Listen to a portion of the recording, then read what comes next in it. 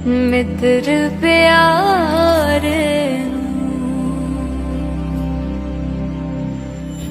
हाल मुरीदा दा कहना।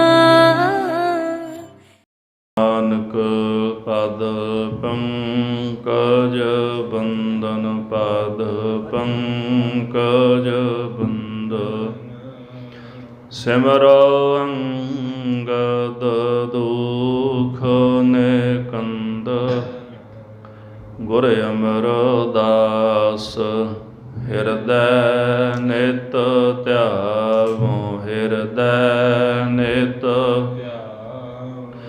ਸ੍ਰੀ ਗੁਰੂ ਰਾਮਦਾਸ ਗੁਣ ਗਾ ਗੁਰ ਅਰਜਨ ਬਿਗਨਨ ਕੇ ਨਾਸਕ ਬਿਗਨਨ ਕੇ ਨਾਸ ਹਰ ਗੋਬਿੰਦ ਸ਼ੁਭ ਸੁਮਤ ਪ੍ਰਕਾਸ਼ਕ ਸ੍ਰੀ ਹਰਿ ਰਾਏ ਨਮੋ ਕਰ ਜੋਰੀ ਨਮੋ ਕਰ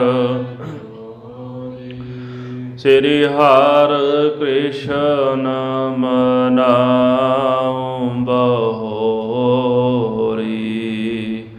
ਗੁਰ ਤੇਗ ਬਹਾਦਰ ਪਰਮ ਕਿਰਪਾਲਾ ਜੀ ਪਰਮ ਕਿਰਪਾਲਾ ਸ੍ਰੀ ਗੁਰੂ ਗੋਬਿੰਦ ਸਿੰਘ ਵਿਸਾਲਾ ਤਰੋ ਤਰਾ ਪਰ ਪੁੰਨ ਪੁੰਨ ਸੀਸਾ ਜੀ ਪੁੰਨ ਪੁੰਨ ਬੰਦੋਂ ਬਾਰ ਬਾਰ ਜਗਦੀਸਾ ਏਕ ਓੰਕਾਰ ਸਤਿਗੁਰੂ ਤਿਹ ਪ੍ਰਸਾਦ ਸਚ ਹੋਇ। ਵਾਹਿਗੁਰੂ ਜੀ ਕੀ ਫਤਿਹ ਹੈ ਬਿਘਨ ਬਿਨਾਸਨ ਸੋਇ। ਵਾਹਿਗੁਰੂ ਜੀ ਕੀ ਫਤਿਹ ਹੈ ਬਿਘਨ ਬਿਨਾਸਨ ਸੋਇ।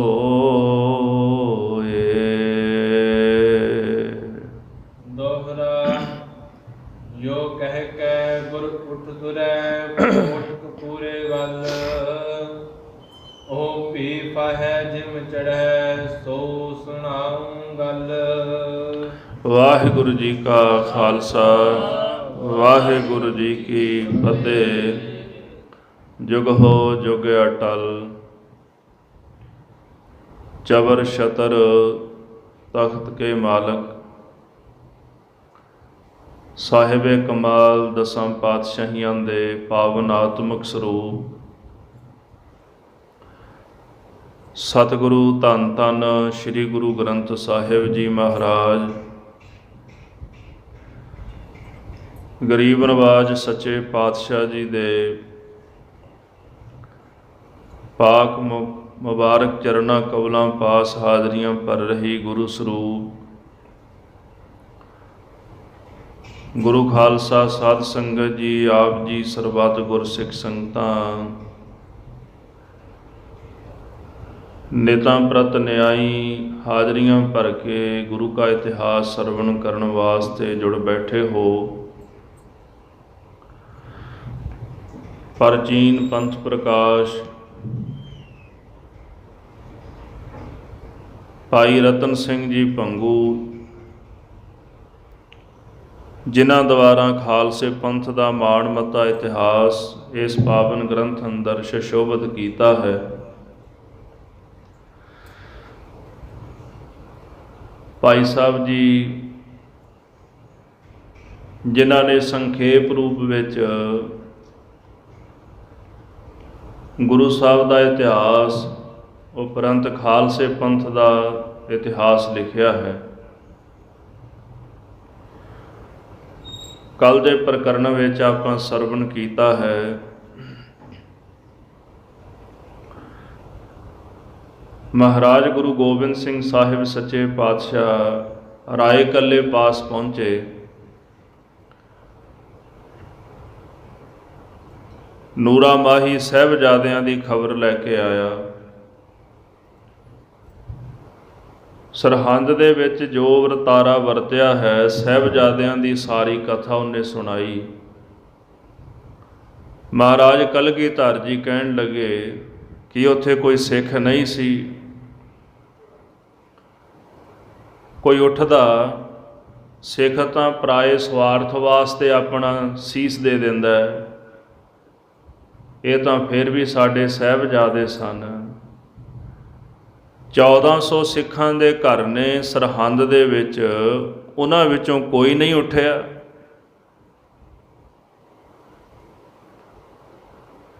ਨੂਰਾ ਮਾਈ ਕਹਿੰਦਾ ਮਹਾਰਾਜ ਕੇਵਲ ਮਲੇਰਕੋਟਲੇ ਦਾ ਨਵਾਬ ਸ਼ੇਰ ਮੁਹੰਮਦ, ਉਹਨੇ ਹਾਂ ਦਾ ਨਾਅਰਾ ਮਾਰਿਆ ਸੀ। ਸਤਿਗੁਰੂ ਕਹਿੰਦੇ ਉਹਨੇ ਆਪਣੀ ਜੜ ਰੱਖ ਲਈ ਹੈ, ਬਾਕੀ ਤੁਰਕਾਂ ਦੀ ਜੜ ਪੁੱਟੀ ਗਈ। ਸਤਿਗੁਰੂ ਜੀ ਲਖਮੀਰ ਦੇ ਘਰ ਦੇ ਵਿੱਚ ਕੁਝ ਸਮਾਂ ਰੁਕੇ। ਲਖਮੀਰ ਨੇ ਸੀਤ ਪ੍ਰਸਾਦ ਗੁਰੂ ਸਾਹਿਬ ਦਾ ਲਿਆ।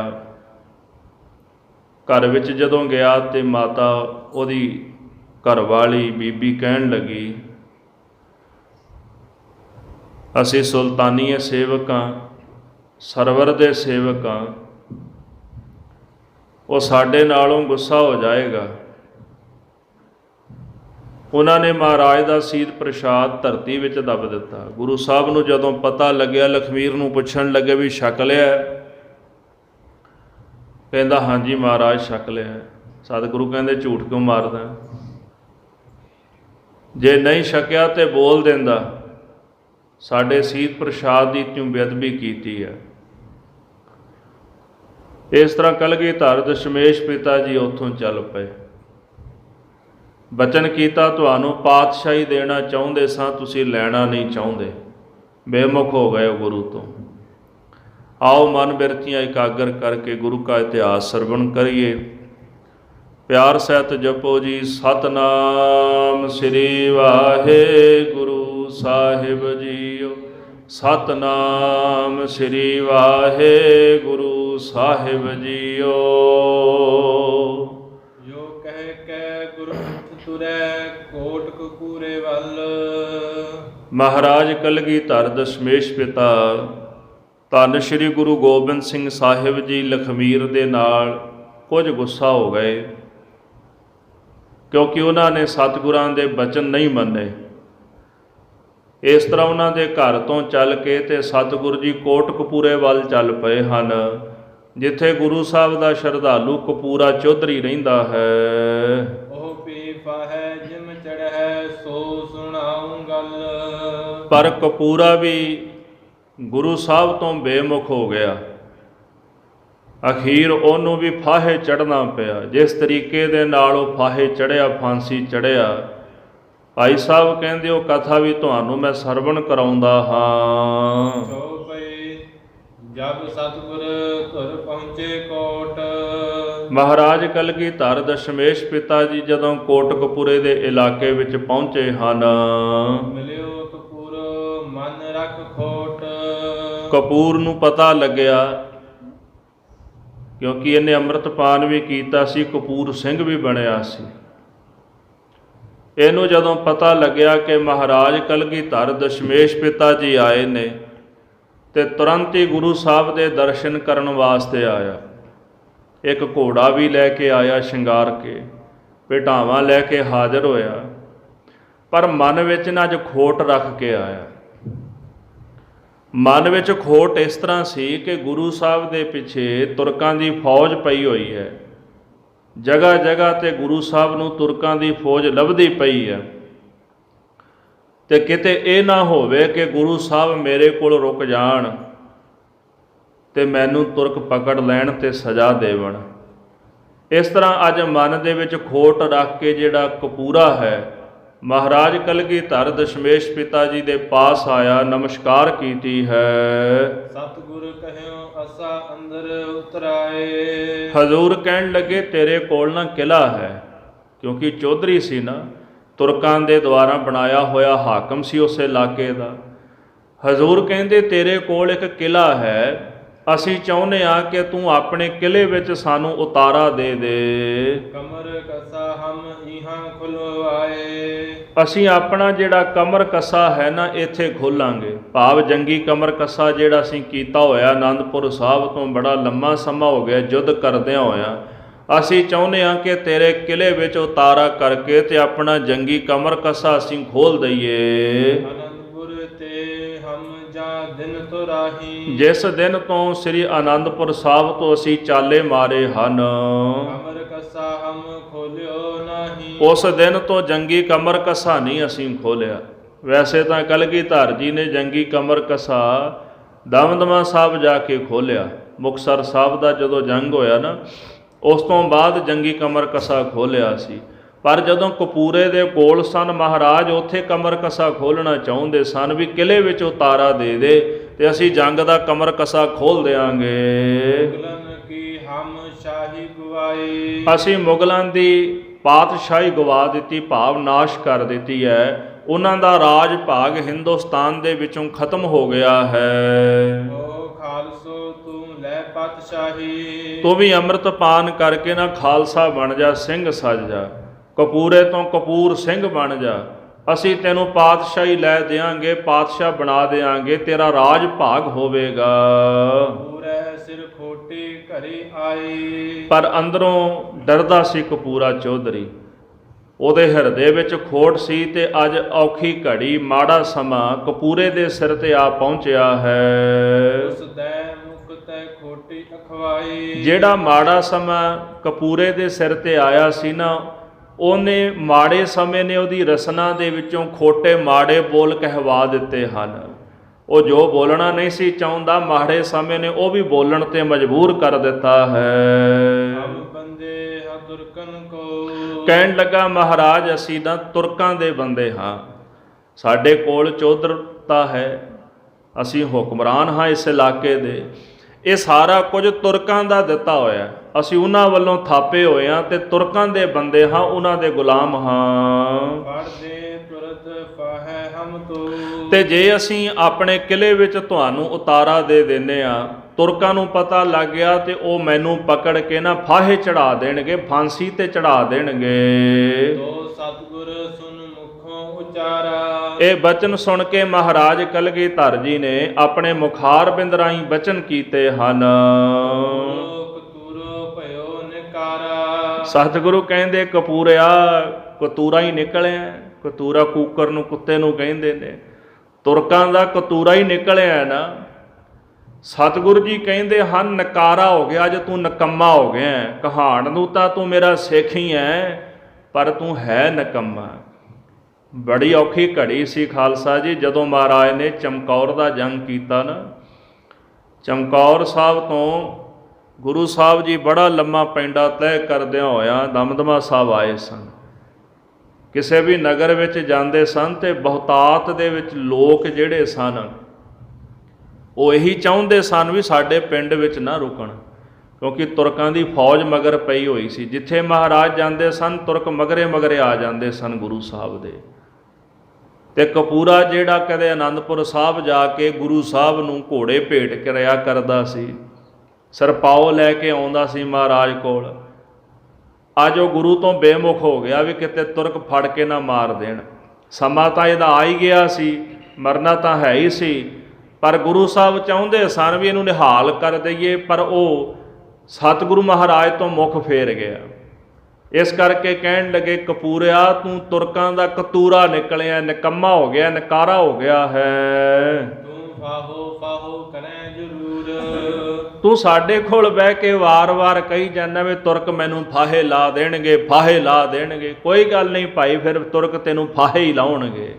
ਜੇ ਤੇਰਾ ਮਨ ਦਾ ਇੰਨਾ ਹੀ ਜ਼ਿਆਦਾ ਸ਼ੌਂਕ ਹੈ ਨਾ ਵੀ ਤੁਰਕ ਤੈਨੂੰ ਫਾਹੇ ਚੜ੍ਹਨਗੇ, ਤੇ ਕੋਈ ਗੱਲ ਨਹੀਂ, ਗੰਦ ਦਾ ਤੋਬਰਾ ਤੇਰੇ ਮੂੰਹ ਤੇ ਚੜਾ ਕੇ ਤੈਨੂੰ ਫਾਹੇ ਚੜ੍ਹਨਗੇ। ਤੂੰ ਫਾਹੇ ਚੜ੍ਹ ਮਰਹਿ ਜ਼ਰੂਰ। ਤੂੰ ਫਾਹੇ ਚੜ੍ਹ ਕੇ ਜ਼ਰੂਰ ਮਰੇਂਗਾ, ਇਹ ਸਾਡਾ ਬਚਨ ਹੈ, ਤੇਰੀ ਇੱਛਾ ਜ਼ਰੂਰ ਪੂਰਨ ਹੋਵੇਗੀ। ਦੋਹਰਾ ਇਤਨੀ ਕਹਿ ਗੁਰ ਤੋ ਤਰੇ ਅਗਲੇ ਰੋਹੀ ਵੱਲ। ਮਹਾਰਾਜ ਕਲਗੀਧਰ ਜੀ ਇਤਨੇ ਬਚਨ ਕਹਿ ਕੇ ਇੱਥੋਂ ਅੱਗੇ ਚੱਲ ਪਏ। ਰੋਹੀ ਦਾ ਇਲਾਕਾ, ਜੰਗਲ ਦਾ ਇਲਾਕਾ ਸੀ, ਉਜਾੜ ਬੀਆਬਾਨ ਜੰਗਲ ਨੇ। ਮਹਾਰਾਜ ਕਲਗੀਧਰ ਜੀ ਉਧਰ ਨੂੰ ਤੁਰ ਪਏ ਹਨ। ਕਪੂਰੋ ਚੜ੍ਹਦਾ ਹੈ ਇਸੇ ਮੰਝ ਘਰ ਵੱਲ। ਈਸਾ ਖਾਂ ਸੀ, ਉਹਦੇ ਘਰ ਦੇ ਵਿੱਚ ਜਾ ਕੇ ਕਪੂਰਾ ਫਾਹੇ ਚੜ ਗਿਆ। ਕਪੂਰੇ ਦੀ ਮੌਤ ਹੋ ਗਈ। ਇੱਥੇ ਵਿੱਚ ਇੱਕ ਹੋਰ ਵਰਤਾਰਾ ਵਰਤਿਆ। ਇੱਥੋਂ ਮਹਾਰਾਜ ਇੱਕ ਢਿਲਵੀ ਨਗਰ ਗਏ। ਉੱਥੇ ਪ੍ਰਿਥੀ ਚੰਦ ਦੀ ਅੰਸ਼ ਬੰਸ ਰਹਿੰਦੀ ਸੀ, ਜਿਹਦੇ ਵਿੱਚੋਂ ਭਾਈ ਕੌਲ ਰਹਿੰਦਾ ਸੀ। ਭਾਈ ਕੌਲ ਨੇ ਮਹਾਰਾਜ ਦਸ਼ਮੇਸ਼ ਪਿਤਾ ਜੀ ਨੂੰ ਆਪਣੇ ਗ੍ਰਹਿ ਵਿਖੇ ਸੱਦਿਆ। ਜਦੋਂ ਉਹਨੂੰ ਪਤਾ ਲੱਗਿਆ ਨਾ ਗੁਰੂ ਸਾਹਿਬ ਆਏ ਨੇ, ਸਤਿਗੁਰੂ ਉਹਦੇ ਗ੍ਰਹਿ ਵਿੱਚ ਗਏ ਤੇ ਬਚਨ ਬਿਲਾਸ ਚੱਲੇ। ਸਤਿਗੁਰੂ ਕਲਗੀਧਰ ਦਸ਼ਮੇਸ਼ ਪਿਤਾ ਜੀ ਨੇ ਉਪਦੇਸ਼ ਦਿੱਤਾ ਕੌਲ ਨੂੰ, ਕਿਉਂਕਿ ਉਹ ਸ਼ਰਾਧ ਕਰਦਾ ਪਿਆ ਸੀ। ਮਹਾਰਾਜ ਕਹਿੰਦੇ ਸ਼ਰਾਧ ਕਰਨਾ ਗੁਰਮਤਿ ਦੀ ਮਰਿਆਦਾ ਨਹੀਂ, ਜਿਹੜਾ ਤੂੰ ਸ਼ਰਾਧ ਕਰਦਾ ਵਡੇਰਿਆਂ ਦਾ। ਉੱਥੇ ਬਚਨਾਂ ਦੇ ਵਿੱਚ ਇੱਕ ਬਚਨ ਚੱਲ ਪਿਆ। ਸਤਿਗੁਰੂ ਕਲਗੀਧਰ ਜੀ ਕਹਿਣ ਲੱਗੇ, ਕੌਲ ਜੀ ਅਸੀਂ ਨਾ ਕਪੂਰੇ ਦੀ ਜੜ ਪੁੱਟ ਦਿੱਤੀ ਹੈ। ਤੇ ਕਪੂਰਾ ਇਹਨਾਂ ਦਾ ਸ਼ਰਧਾਲੂ ਸੀ, ਇਹਨਾਂ ਕੋ ਆਂਦਾ ਜਾਂਦਾ ਸੀ। ਤੇ ਭਾਈ ਕੌਲ ਕਹਿਣ ਲੱਗੇ, ਮਹਾਰਾਜ ਜੇ ਤੁਸੀਂ ਉਹਨਾਂ ਦੀ ਜੜ ਪੁੱਟੀ ਹੈ ਨਾ, ਮੈਂ ਕਪੂਰੇ ਦੀ ਜੜ ਆਪਣੇ ਪੇਟ ਵਿੱਚ ਰੱਖੀ ਹੈ, ਤੇ ਉਹਦੀ ਜੜ ਕੋਈ ਕਿਵੇਂ ਪੁੱਟ ਸਕਦਾ? ਹੁਣ ਉਹਨੇ ਵੀ ਹੰਕਾਰ ਵਿੱਚ ਬਚਨ ਕਹੇ ਮਹਾਰਾਜ ਨੂੰ ਵੀ ਉਹਦੀ ਜੜ ਮੈਂ ਆਪਣੇ ਪੇਟ ਵਿੱਚ, ਢਿੱਡ ਵਿੱਚ ਰੱਖੀ ਹੈ, ਉਹਦੀ ਜੜ ਨਹੀਂ ਕੋਈ ਪੁੱਟ ਸਕਦਾ। ਗੁਰੂ ਸਾਹਿਬ ਕਹਿੰਦੇ ਕੋਈ ਗੱਲ ਨਹੀਂ, ਜੇ ਤੇਰੀ ਇਹੀ ਇੱਛਾ ਤੇ ਇੱਦਾਂ ਹੀ ਸੀ। ਪਹਿਲਾਂ ਤੇਰਾ ਪੇਟ ਪਾੜਿਆ ਜਾਏਗਾ, ਤੇਰੀਆਂ ਜੜ੍ਹਾਂ ਪੁੱਟ ਕੇ, ਤੇ ਫਿਰ ਉਹਦੀਆਂ ਜੜ੍ਹਾਂ ਪੁੱਟੀਆਂ ਜਾਣਗੀਆਂ। ਮਹਾਰਾਜ ਨੇ ਉਹਨੂੰ ਵੀ ਬਚਨ ਕਰ ਦਿੱਤਾ ਸੁਤੇ ਸਿੱਧ। ਉਹ ਤਾਂ ਆਪਣੇ ਵੱਲੋਂ ਕਪੂਰੇ ਦਾ ਪੱਖ ਪੂਰਦਾ ਸੀ, ਗੁਰੂ ਸਾਹਿਬ ਨੇ ਉਹਨੂੰ ਵੀ ਬਚਨ ਕਰ ਦਿੱਤਾ। ਉਥੇ ਕੀ ਖੇਡ ਵਰਤੀ, ਗੁਰੂ ਸਾਹਿਬ ਤਾਂ ਇੱਥੋਂ ਅਗਾਂਹ ਚਲੇ ਗਏ। ਕਪੂਰਾ ਜਿਹੜਾ ਸੀ, ਢਿਲਵੀਂ ਮੇਲਾ ਲੱਗਦਾ ਸੀ ਤੇ ਮੇਲੇ ਤੇ ਆ ਗਿਆ। ਉੱਥੇ ਕਪੂਰੇ ਦੇ ਸ਼ਰੀਕ ਆ ਗਏ ਜਿਨ੍ਹਾਂ ਦੇ ਨਾਲ ਇਹਦੀ ਬਣਦੀ ਨਹੀਂ ਸੀ ਆਪਸ ਵਿੱਚ। ਮੇਲੇ ਵਿੱਚ ਲੜਾਈ ਹੋ ਗਈ ਤੇ ਰੌਲਾ ਪੈ ਗਿਆ। ਜਦੋਂ ਭਾਈ ਕੌਲ ਨੂੰ ਪਤਾ ਲੱਗਿਆ ਨਾ, ਤੇ ਭਾਈ ਕੌਲ ਨੇ ਉਸੇ ਵਕਤ ਹੀ ਆਪਣਾ ਪੋਤਰਾ ਭੇਜਿਆ। ਭਾਈ ਕੌਲ ਦੇ 4 ਪੁੱਤਰ ਸਨ ਅਗੋਂ, ਤੇ 4 ਪੁੱਤਰਾਂ ਵਿੱਚੋਂ ਜਿਹੜਾ ਛੋਟਾ ਪੁੱਤਰ ਸੀ ਨਾ ਅਭੈ ਰਾਮ, ਉਹਦੇ ਅੱਗੋਂ 2 ਪੁੱਤਰ ਸਨ, ਇੱਕ ਸ੍ਰੀ ਰਾਮ ਤੇ ਪ੍ਰਜਾਪਤ। ਤੇ ਅਭੈ ਰਾਮ ਦਾ ਜਿਹੜਾ ਪੁੱਤਰ ਸੀ ਨਾ ਸ੍ਰੀ ਰਾਮ, ਕੌਲ ਜੀ ਨੇ ਉਹਨੂੰ ਭੇਜਿਆ ਵੀ ਲੜਾਈ ਹੁੰਦੀ ਹੈ ਤੇ ਜਾ ਕੇ ਉਹਨਾਂ ਨੂੰ ਟੋਕ ਕੇ ਆ ਵੀ ਇੱਥੇ ਲੜਾਈ ਨਹੀਂ ਕਰਨੀ ਮੇਲੇ ਵਿੱਚ। ਹੁਣ ਉੱਥੇ ਆ ਗੋਲੀਆਂ ਚੱਲਣ, ਤਲਵਾਰਾਂ ਚੱਲਣ। ਹੁਣ ਜਦੋਂ ਸ੍ਰੀ ਰਾਮ ਉੱਥੇ ਗਿਆ, ਜਾ ਕੇ ਕਹਿਣ ਲੱਗਾ ਭਾਈ ਕੌਲ ਦਾ ਹੁਕਮ ਹੈ ਤੁਸਾਂ ਲੜਾਈ ਨਹੀਂ ਕਰਨੀ। ਹੁਣ ਉਹ ਤਾਂ ਲੜਾਈ ਰੋਕਣ ਗਿਆ ਸੀ ਤੇ ਉੱਥੇ ਗੋਲੀ ਚੱਲ ਪਈ ਤੇ ਸ੍ਰੀ ਰਾਮ ਮਰ ਗਿਆ। ਭਾਈ ਕੌਲ ਦਾ ਜਿਹੜਾ ਪੋਤਰਾ ਸੀ ਉਹਦੀ ਮੌਤ ਹੋ ਗਈ। ਭਾਈ ਕੌਲ ਨੂੰ ਬੜਾ ਗੁੱਸਾ ਲੱਗਿਆ। ਜਦੋਂ ਉਹਦਾ ਸੰਸਕਾਰ ਕਰਨ ਲੱਗੇ ਉੱਥੇ ਉਹਨਾਂ ਦੂਜਾ ਪੁੱਤਰ ਭੇਜਿਆ ਪ੍ਰਜਾਪਤ, ਜਾਓ ਜਾ ਕੇ ਕਹਿ ਦਿਓ ਵੀ ਲੜਾਈ ਨਹੀਂ ਕਰਨੀ ਇੱਥੇ। ਉਹਨੂੰ ਵੀ ਗੋਲੀ ਮਾਰੀ ਤੇ ਉਹ ਵੀ ਮਾਰ ਦਿੱਤਾ। ਭਾਈ ਕੌਲ ਨੇ ਫਿਰ ਸ਼ਰਾਪ ਦਿੱਤਾ ਕਪੂਰੇ ਨੂੰ ਕਿ ਗੁਰੂ ਗੋਬਿੰਦ ਸਿੰਘ ਮਹਾਰਾਜ ਦਾ ਬਚਨ ਹੈ ਤੂੰ ਫਾਹੇ ਹੀ ਚੜ੍ਹੇਗਾ। ਉਹਨੇ ਆਖਿਆ ਸੀ ਨਾ ਵੀ ਕਪੂਰੇ ਦੀਆਂ ਜੜ੍ਹਾਂ ਮੇਰੇ ਢਿੱਡ ਵਿੱਚ ਨੇ, ਉਹਦੇ ਦੋਨੇ ਪੋਤਰੇ ਮਾਰੇ ਗਏ ਉੱਥੇ। ਤੇ ਮਹਾਰਾਜ ਕਲਗੀਧਰ ਜੀ ਨੇ ਕਿਹਾ ਸੀ ਤੇਰਾ ਢਿੱਡ ਪਾੜ ਕੇ ਤੇ ਅੰਦਰੋਂ ਜੜ੍ਹਾਂ ਪੱਟ ਦੇਂਗੇ ਕਪੂਰੇ ਦੀਆਂ। ਉਹ ਗੁਰੂ ਤੋਂ ਬੇਮੁਖ ਹੋਇਆ, ਉਹਦੇ ਦੋਨੇ ਪੋਤਰੇ ਮਾਰੇ ਗਏ। ਫਿਰ ਮੰਨਿਆ ਕਿ ਕਲਗੀਧਰ ਜੀ ਦਾ ਬਚਨ ਸਫਲਾ ਜ਼ਰੂਰ ਹੋਵੇਗਾ। ਫਿਰ ਉੱਥੇ ਆ ਖੇਡ ਵਰਤੀ, ਜਿਹੜਾ ਈਸੇ ਖਾਂ ਸੀਗਾ ਉਹਦੇ ਨਾਲ ਕਪੂਰੇ ਦਾ ਜੰਗ ਹੋਇਆ ਤੇ ਉੱਥੇ ਕਪੂਰੇ ਦੀ ਮੌਤ ਹੋਈ। ਹੁਣ ਉਹ ਕਥਾ ਪ੍ਰੇਮ ਨਾਲ ਸਰਵਣ ਕਰੋ।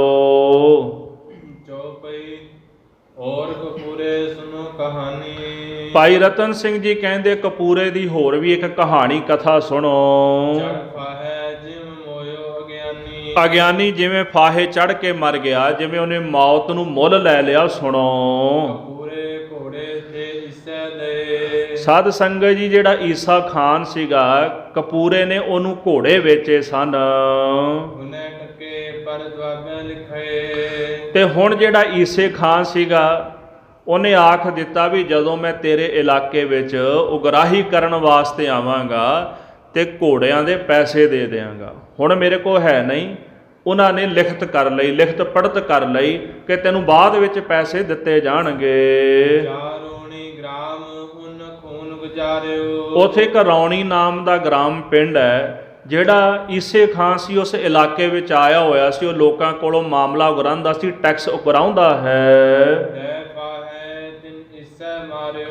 ਤੇ ਇਸ ਪਿੰਡ ਦੇ ਵਿੱਚ ਨਾ ਈਸੇ ਖਾਨ ਨੇ ਰੌਣੀ ਜਿਹੜਾ ਗ੍ਰਾਮ ਨਗਰ ਹੈ, ਇਸ ਨਗਰ ਦੇ ਵਿੱਚ ਈਸੇ ਖਾਨ ਨੇ ਕਪੂਰੇ ਨੂੰ ਫਾਹੇ ਚੜ੍ਹ ਕੇ ਮਾਰਿਆ ਹੈ।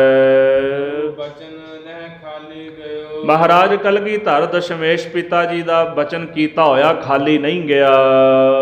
ਬੇਈਮਾਨ ਕਪੂਰੋ ਮਰਿਓ। ਕਪੂਰਾ ਬੇਈਮਾਨ ਹੋ ਕਰਕੇ ਮਰਿਆ, ਗੁਰੂ ਤੋਂ ਵੀ ਬੇਮੁਖ ਹੋ ਗਿਆ ਤੇ ਬੇਈਮਾਨੀ ਦਾ ਕਲੰਕ ਵੀ ਲੱਗ ਗਿਆ। ਸਾਧ ਸੰਗਤ ਜੀ ਅੱਗੇ ਸਤਿਗੁਰੂ ਸੱਚੇ ਪਾਤਸ਼ਾਹ ਕਲਗੀਧਰ ਜੀ ਦੀ ਬਾਤ ਸਰਵਣ ਕਰੋ। ਆਗੇ ਰਹੇ ਰੋਹੀ ਜਾਤ। ਮਹਾਰਾਜ ਕਲਗੀਧਰ ਜੀ ਇਸ ਤਰ੍ਹਾਂ ਜਿਹੜਾ ਰੋਹੀ ਦਾ ਇਲਾਕਾ ਸੀ ਨਾ, ਉਜਾੜ ਸਨ, ਜੰਗਲ ਸੀਗਾ, ਇਹਨੂੰ ਜੰਗਲ ਇਲਾਕਾ ਕਹਿੰਦੇ ਸਨ। ਤੇ ਸਾਧ ਸੰਗਤ ਇਸ ਇਲਾਕੇ ਵਿੱਚ ਮਹਾਰਾਜ ਕਲਗੀਧਰ ਜੀ ਤੁਰੇ ਜਾ ਰਹੇ ਹਨ। ਮਹਾਰਾਜ ਕਲਗੀਧਰ ਜੀ ਨੇ ਉੱਥੇ ਕਹਿੰਦੇ ਫੌਜ ਆਪਣੇ ਨਾਲ ਰੱਖ ਲਈ ਹੈ। ਆਈ ਅਵਾਈ ਤੁਰਕਨ ਕੀ ਭਈ। ਸਾਧ ਸੰਗਤ ਜਿਹੜੇ ਨਾਲ ਬਿਰਾੜ ਸਨ ਗੁਰੂ ਸਾਹਿਬ ਦੇ, ਉਹਨਾਂ ਨੂੰ ਸਤਿਗੁਰਾਂ ਨੇ ਆਪਣੀ ਫੌਜ ਵਿੱਚ ਰੱਖਿਆ। ਕਿਉਂਕਿ ਜਿਹੜੇ ਤੁਰਕ ਸਨ ਗੁਰੂ ਸਾਹਿਬ ਦੇ ਮਗਰ ਆ ਰਹੇ ਸਨ। ਜਿੱਧਰ ਜਿੱਧਰ ਸਤਿਗੁਰੂ ਜਾਂਦੇ ਨੇ ਘੋੜਿਆਂ ਦੇ ਜਿਹੜੇ ਪੌੜ ਨੇ ਨਾ, ਉਹਨਾਂ ਤੋਂ ਪੜਤਾਲ ਕਰ ਕਰਕੇ ਤੇ ਉਹ ਪੈੜਾਂ ਨੱਪੀ ਆਉਂਦੇ ਸਨ ਗੁਰੂ ਸਾਹਿਬ ਦੀਆਂ। ਮਹਾਰਾਜ ਕਲਗੀਧਰ ਦਸ਼ਮੇਸ਼ ਪਿਤਾ ਜੀ ਨੇ ਫੌਜੀ ਆਪਣੇ ਨਾਲ ਰੱਖ ਲਏ ਤੇ ਜਿਹੜਾ ਘੋੜ ਸਵਾਰ ਸੀ ਨਾ, ਉਹਨੂੰ ਹਰ ਰੋਜ਼ 1 ਰੁਪਈਆ ਤਨਖਾਹ ਲਾ ਦਿੱਤੀ ਹੈ। ਘੋੜ ਸਵਾਰ ਨੂੰ 1 ਰੁਪਈਆ ਦੇਣ ਲੱਗ ਪਏ ਤੇ ਜਿਹੜਾ ਪਿਆਦਾ ਸੀ ਉਹ ਵੀ ਫੌਜਾਂ ਸਤਿਗੁਰਾਂ ਨੇ ਆਪਣੇ ਨਾਲ ਰੱਖ ਲਈਆਂ ਹਨ। ਤੇ ਕੁਝ ਕੁ ਜਿਹੜੇ ਬੈਰਾੜ ਸਨ ਗੁਰੂ ਸਾਹਿਬ ਦੇ ਨਾਲ, ਟਹਿਰਨ ਵਾਲੇ ਦਾ ਭਾਵ ਹੀ ਉਹਨਾਂ ਦੇ ਕੋਲ ਨਾ ਘੋੜੇ ਟੈਰਾਂ ਵਰਗੇ ਸਨ। ਭਾਵ ਕਿ ਮਾੜੇ ਮਾੜੇ ਘੋੜੇ, ਛੋਟੇ ਛੋਟੇ ਘੋੜੇ, ਮਰੀਅਲ ਜੇ ਘੋੜਿਆਂ ਤੇ ਬਹਿੰਦੇ ਸਨ, ਉਹ ਸਵਾਰੀਆਂ ਕਰਦੇ ਸਨ ਤੇ ਉਹਨਾਂ ਨੂੰ ਮਾਣ ਬੜਾ ਸੀ ਆਪਣੇ ਆਪ ਉੱਪਰ। ਇਹੋ ਜਿਹੇ ਟੈਰਾਂ ਵਾਲੇ ਮਰੀਅਲ ਘੋੜੇ ਵਾਲੇ ਜਿਹੜੇ ਬੈਰਾੜ ਸਨ ਗੁਰੂ ਸਾਹਿਬ ਨੇ ਫੌਜ ਵਿੱਚ ਰੱਖ ਲਏ। ਹੱਥ ਦੇ ਵਿੱਚ ਭਾਲੇ, ਨੇਜੇ, ਬਰਛੀਆਂ ਪਕੜ ਕੇ ਗੁਰੂ ਸਾਹਿਬ ਦੇ ਨਾਲ ਹੋ ਤੁਰੇ ਹਨ।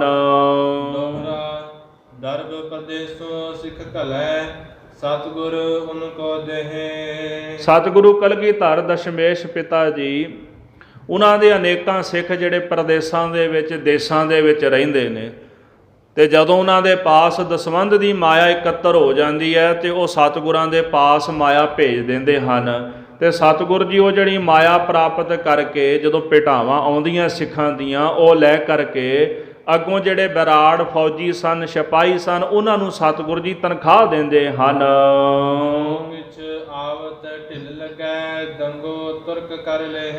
ਜੇਕਰ ਕਿਤੇ ਮਾਇਆ ਆਉਂਦਿਆਂ ਥੋੜੀ ਜੀ ਦੇਰੀ ਲੱਗ ਜਾਏ ਤੇ ਬੈਰਾੜ ਜਿਹੜੇ ਸਨ ਉਹ ਦੰਗਾ ਕਰ ਦਿੰਦੇ ਸਨ, ਲੜਾਈ ਕਰਨ ਤੱਕ ਉਤਾਰੂ ਹੋ ਜਾਂਦੇ ਸਨ। ਇੱਕ ਵਾਰੀ ਤਾਂ ਬੈਰਾੜਾ ਨੇ ਮਹਾਰਾਜ ਦਾ ਘੋੜਾ ਜਿਹੜਾ ਸੀ ਉਹ ਰੋਕ ਲਿਆ। ਬੈਰਾੜਾ ਨੇ, ਪਿੱਛੇ ਫੌਜਾਂ ਚੜੀਆਂ ਆ ਰਹੀਆਂ ਸਨ ਤੇ ਘੋੜੇ ਦੀਆਂ ਵਾਗਾਂ ਪਕੜ ਕੇ ਖਲੋ ਗਏ, ਪੈਸੇ ਦਿਓ, ਮਾਇਆ ਦਿਓ ਮਹਾਰਾਜ, ਨਹੀਂ ਤਾਂ ਅਸੀਂ ਅੱਗੇ ਨਹੀਂ ਜਾਣ ਦੇਣਾ। ਫਿਰ ਕੁਬੇਰ ਆਇਆ ਉੱਥੇ। ਭਾਈ ਸੰਤੋਖ ਸਿੰਘ ਲਿਖਦੇ ਨੇ, ਇੱਕ ਸਿੱਖ ਦਾ ਰੂਪ ਧਾਰ ਕੇ ਕੁਬੇਰ ਆਇਆ ਤੇ ਗੁਰੂ ਸਾਹਿਬ ਜੀ ਨੂੰ ਸੋਨੇ ਦੇ ਨਾਲ ਭਰੀਆਂ ਹੋਈਆਂ ਖੱਚਰਾਂ ਜਿਹੜੀਆਂ ਸਨ, ਜਿਨ੍ਹਾਂ ਉੱਤੇ ਖੁਰਜੀਆਂ ਲੱਦੀਆਂ ਸਨ, ਉਹ ਖੱਚਰਾਂ ਭੇਟ ਕਰਕੇ ਗਿਆ ਤੇ ਉੱਥੇ ਢਾਲਾਂ ਦੇ ਨਾਲ ਗੁਰੂ ਸਾਹਿਬ ਨੇ ਭਰ ਭਰ ਕੇ ਸੋਨੇ ਦੀਆਂ ਮੋਹਰਾਂ, ਮਾਇਆ, ਦਰਬ ਇਹਨਾਂ ਨੂੰ ਵੰਡਿਆ ਬੈਰਾੜਾਂ ਨੂੰ। ਇੰਨੇ ਲਾਲਚੀ ਸਨ ਵੀ ਘੋੜਾ ਫੜ ਲਿਆ, ਕਹਿੰਦੇ ਅੱਗੇ ਨਹੀਂ ਤੁਰਨ ਦੇਣਾ। ਇਹਨਾਂ ਬੈਰਾੜਾਂ ਵਿੱਚੋਂ ਇੱਕੋ ਸਿਦਕੀ ਸਿੱਖ ਸੀ ਭਾਈ ਦਾਨ ਸਿੰਘ। ਉਹਦੀ ਵਾਰੀ ਆਈ ਨਾ ਜਦੋਂ ਮਾਇਆ ਲੈਣ ਦੀ, ਸਤਿਗੁਰੂ ਕਹਿੰਦੇ ਲੈ ਭਾਈ ਤਨਖਾਹ। ਨਹੀਂ ਮਹਾਰਾਜ, ਮੈਨੂੰ ਸਿੱਖੀ ਚਾਹੀਦੀ ਹੈ, ਮੈਨੂੰ ਤਨਖਾਹ ਨਹੀਂ ਚਾਹੀਦੀ। ਤੇ ਗੁਰੂ ਸਾਹਿਬ ਕਹਿੰਦੇ ਨੇ, ਦਾਨ ਸਿਆਂ ਤੂੰ ਅੱਜ ਜੜ ਰੱਖ ਲਈ ਬੈਰਾੜਾਂ ਦੀ, ਨਹੀਂ ਤਾਂ ਇਹ ਬੈਰਾੜ ਇੱਦਾਂ ਦੇ ਸਨ, ਜੇ ਕਿਤੇ ਤਨਖਾਹ ਮਿਲਦਿਆਂ ਥੋੜ੍ਹੀ ਦੇਰੀ ਹੋ ਜਾਂਦੀ ਸੀ ਨਾ ਤੇ ਦੰਗਾ ਮਚਾ ਦਿੰਦੇ ਸਨ। ਕਦੈ ਕਿਤੇ ਕਦ ਕਿਤ ਲੈ ਜਾਵੇ। ਕਦੇ ਮਹਾਰਾਜ ਨੂੰ ਕਿਸੇ ਪਾਸੇ ਲੈ ਜਾਂਦੇ ਨੇ, ਕਦੇ ਕਿਸੇ ਪਿੰਡ ਦੇ ਵਿੱਚ ਲੈ ਜਾਂਦੇ ਹਨ। ਤੁਰਕਨ ਕੀ ਕਹਿਵਾਈ ਸੁਣਾਵੇ। ਤੁਰਕਾਂ ਦੀ ਕਹਿਵਾਈ ਸੁਣਾਉਂਦੇ ਨੇ, ਭਾਵ ਕਿ ਮਹਾਰਾਜ ਤੁਰਕ ਇੱਧਰੋਂ ਆ ਗਏ, ਤੁਰਕ ਇੱਧਰੋਂ ਆ ਗਏ, ਸਵੇਰੇ ਆ ਜਾਣਗੇ, ਸ਼ਾਮ ਨੂੰ ਆ ਜਾਣਗੇ, ਆਪਾਂ ਫਲਾਣੇ ਪਿੰਡ ਚੱਲਦੇ ਹਾਂ, ਫਲਾਣੇ ਗ੍ਰਾਮ ਚੱਲਦੇ ਹਾਂ। ਇਸ ਤਰ੍ਹਾਂ ਗੁਰੂ ਸਾਹਿਬ ਜੀ ਨੂੰ ਬਾਰ-ਬਾਰ ਅਜਿਹੇ ਬਚਨ ਸੁਣਾ ਕੇ ਪਿੰਡਾਂ ਦੇ ਵਿੱਚ ਫੇਰਦੇ ਹਨ। ਅਵਲੂ ਮਹਿਮੈ ਡੋਡੈ ਮਤੀ। ਇਸੇ ਪ੍ਰਕਾਰ ਅਬਲੂ, ਮਹਿਮਾ, ਡੋਡਾ, ਮੱਤੀ ਇਹ ਪਿੰਡਾਂ ਦੇ ਨਾਮ ਨੇ ਜਿਨ੍ਹਾਂ ਵਿੱਚ ਮਹਾਰਾਜ ਚਰਨ ਪਾਉਂਦੇ ਹਨ। ਕਦੈ ਕੌਣੀ ਕਦ ਝੰਡੈ ਪੱਤੀ। ਕਦੇ ਕੌਣੀ ਨਗਰ, ਕਦੇ ਝੰਡਾ ਪੱਤੀ ਨਗਰ ਵਿੱਚ ਸਤਿਗੁਰੂ ਚਰਨ ਪਾਉਂਦੇ ਹਨ। ਕਦੈ ਭਾਈ ਕੇ ਚੱਕੀ ਜਾਹੇ। ਇਸੇ ਪ੍ਰਕਾਰ ਕਦੇ ਭਾਈ ਕੇ ਚੱਕੀ ਨਗਰ ਦੇ ਵਿੱਚ ਸਤਿਗੁਰੂ ਜਾਂਦੇ ਹਨ। ਬਹੁ ਨ ਆਖੈ ਬਹੁ ਇਸ ਥਾਇ। ਕੋਈ ਵੀ ਸਤਿਗੁਰੂ ਨੂੰ ਇਹ ਨਹੀਂ ਕਹਿੰਦਾ ਮਹਾਰਾਜ ਤੁਸੀਂ ਸਾਡੇ ਨਗਰ ਵਿੱਚ ਵਿਸ਼ਰਾਮ ਕਰ ਲਓ, ਇੱਥੇ ਡੇਰਾ ਲਾ ਲਓ। ਹੁਤੋ ਰੋਹੀ ਮਦ ਜੋ ਗ੍ਰਾਮ। ਉਜਾੜਾਂ ਵਿੱਚ, ਜੰਗਲ ਦੇ ਇਲਾਕੇ ਵਿੱਚ ਜਿੰਨੇ ਵੀ ਗ੍ਰਾਮ, ਜਿਤਨੇ ਵੀ ਨਗਰ ਆਦਿਕ ਹਨ। ਕਹਾਂ ਜਾਨੂ ਮੈਂ ਤਿਨ ਕੈ ਨਾਮ। ਭਾਈ ਰਤਨ ਸਿੰਘ ਕਹਿੰਦੇ ਵੀ ਮੈਂ ਨਹੀਂ ਜਾਣਦਾ ਵੀ ਉਹਨਾਂ ਦੇ ਨਾਮ ਕੀ ਸਨ, ਕਿਉਂਕਿ ਬਹੁਤ ਵੱਡਾ ਇਲਾਕਾ ਹੈ ਨਾ, ਜੰਗਲ ਦਾ ਜਿਹੜਾ ਇਲਾਕਾ ਜਿੱਥੇ ਮਹਾਰਾਜ ਵਿਚਰੇ ਨੇ, ਬਹੁਤ ਵੱਡਾ ਇਲਾਕਾ ਹੋਣ ਕਰਕੇ ਵੀ ਮੈਨੂੰ ਬਹੁਤੇ ਨਗਰਾਂ ਦਾ, ਗ੍ਰਾਮਾਂ ਦਾ ਪਤਾ ਨਹੀਂ। ਜਿੱਥੇ ਜਿੱਥੇ ਗੁਰੂ ਸਾਹਿਬ ਜੀ ਨੇ ਚਰਨ ਪਾਏ, ਜਿੱਥੇ ਜਾ ਕੇ ਟਿਕਾਣਾ ਸਤਿਗੁਰਾਂ ਕੀਤਾ ਹੈ। ਜਾ ਜਾ ਡੇਰਾ ਜਹ ਜਹ ਕੀਆ। ਪਰ ਸਤਿਗੁਰ ਜੀ ਨੇ ਜਿਸ ਜਿਸ ਪਿੰਡ ਵਿੱਚ, ਨਗਰ ਵਿੱਚ ਜਾ ਕੇ ਆਪਣਾ ਡੇਰਾ ਕੀਤਾ ਹੈ, ਉਹ ਨਾ ਕਛ ਚਾੜੈ ਸਗੋ ਚਹਲੀਆ। ਉਹਨਾਂ ਨੇ ਭੇਟਾਵਾਂ ਤਾਂ ਮਹਾਰਾਜ ਨੂੰ ਕੀ ਦੇਣੀਆਂ ਸਨ, ਨਮਸਕਾਰਾਂ ਕੀ ਕਰਨੀਆਂ ਸਨ, ਉਹਨਾਂ ਨੇ ਉਤਾਰਾ ਤਾਂ ਪਿੰਡ ਵਿੱਚ ਕੀ ਦੇਣਾ ਸੀ ਮਹਾਰਾਜ ਨੂੰ। ਉਹ ਸਗੋਂ ਇਹ ਚਾਹੁੰਦੇ ਸਨ ਵੀ ਗੁਰੂ ਸਾਹਿਬ ਸਾਡੇ ਪਿੰਡ ਵਿੱਚ ਆਏ ਨੇ, ਵੀ ਸਾਨੂੰ ਕੁਝ ਦੇ ਕੇ ਜਾਣ, ਵੀ ਸਾਨੂੰ ਕੁਝ ਨਾ ਕੁਝ ਦੇ ਕੇ ਜਾਣ। ਤੇ ਕਈ ਲਾਲਚੀ ਸਨ, ਮਹਾਰਾਜ ਵੀ ਨਾ ਕੁਝ ਦੇ ਕੇ ਗਏ ਤੇ ਤੁਰਕਾਂ ਕੋਲ ਸ਼ਿਕਾਇਤ ਕਰਾਂਗੇ, ਇੱਦਾਂ ਦੀ ਭਾਵਨਾ ਵਾਲੇ ਵੀ ਲੋਕ ਸਨ। ਇਸ ਪ੍ਰਕਾਰ ਇਹੋ ਜਿਹਾ ਵਤੀਰਾ ਉਹ ਗੁਰੂ ਸਾਹਿਬ ਦੇ ਨਾਲ ਕਰਦੇ ਹਨ। ਇੱਕ ਕੂਨੋ ਇੱਕ ਇੱਕ ਪਾਸ। ਮਹਾਰਾਜ ਸਤਿਗੁਰੂ ਸੱਚੇ ਪਾਤਸ਼ਾਹ ਜੀ 1 ਰੁਪਈਆ ਜਿਹੜਾ ਹੈ ਉਹ ਆਪਣੇ ਫੌਜੀਆਂ ਨੂੰ ਦਿੰਦੇ ਹਨ। ਔਰੈ ਜੋ ਗੁਰ ਮੰਗੈ ਖਾਸ। ਤੇ ਸਾਧ ਸੰਗਤ ਜੀ ਕਹਿੰਦੇ ਹਨ ਕਿ ਜਿਹੜੇ ਗੁਰੂ ਸਾਹਿਬ ਦੇ ਨਾਲੇ ਬਰਾੜ ਸਨ ਨਾ, ਇੱਕ ਇੱਕ ਕੂਨੋਂ ਇੱਕ ਇੱਕ ਪਾਸ, ਇਹਨਾਂ ਦੇ ਕੋਲ ਨਾ ਇੱਕ ਇੱਕ ਛੋਟੀ ਮਸ਼ਕ ਸੀ ਪਾਣੀ ਦੀ, ਉਹ ਮਸ਼ਕ ਆਪਣੇ ਕੋਲ ਰੱਖਦੇ ਸਨ। ਹੋਰ ਕਿਸੇ ਨੂੰ ਇਹਨਾਂ ਨੇ ਪਾਣੀ ਤਾਂ ਕੀ ਦੇਣਾ ਬਰਾੜਾ ਨੂੰ। ਜੇਕਰ ਮਹਾਰਾਜ ਕਲਗੀਧਰ ਜੀ ਵੀ ਇਹਨਾਂ ਕੋਲੋਂ ਪਾਣੀ ਮੰਗ ਲੈਣ ਨਾ, ਵੀ ਸਾਨੂੰ ਜਲ ਛਕਾ ਦਿਓ, ਵੀ ਸਾਨੂੰ ਪਿਆਸ ਲੱਗੀ ਹੈ, ਇਹ ਇਦਾਂ ਦੇ ਸਨ ਵੀ ਗੁਰੂ ਸਾਹਿਬ ਨੂੰ ਵੀ ਜਲ ਨਹੀਂ ਸਨ ਛਕਾਉਂਦੇ। ਭਾਵੇਂ ਸਤਿਗੁਰਾਂ ਦੇ ਕੋਲੋਂ ਰੁਪਈਆ ਤਨਖਾਹ ਵੀ ਲੈਂਦੇ ਸਨ, ਮਾਇਆ ਲੈਂਦੇ ਸਨ, ਹੋਰ ਵੀ ਬਖਸ਼ਿਸ਼ਾਂ ਮਹਾਰਾਜ ਇਹਨਾਂ ਨੂੰ ਕਰਦੇ ਸਨ। ਸੂਰਮੇ ਸਨ, ਸੂਰਮਿਆਂ ਦਾ ਬੜਾ ਮਾਣ ਗੁਰੂ ਸਾਹਿਬ ਕਰਦੇ ਸਨ। ਪਰ ਉਹਦੇ ਬਾਵਜੂਦ ਵੀ ਇਦਾਂ ਦੇ ਇਹ ਲੋਕ ਸਨ, ਸਵਾਰਥੀ ਲੋਕ, ਵੀ ਜੇ ਮਹਾਰਾਜ ਕਿਤੇ ਕਹਿ ਦੇਣ ਨਾ ਵੀ ਸਾਨੂੰ ਜਲ ਛਕਾ ਦਿਓ, ਗੁਰੂ ਸਾਹਿਬ ਨੂੰ ਇਹ ਜਲ ਨਹੀਂ ਸਨ ਛਕਾਉਂਦੇ।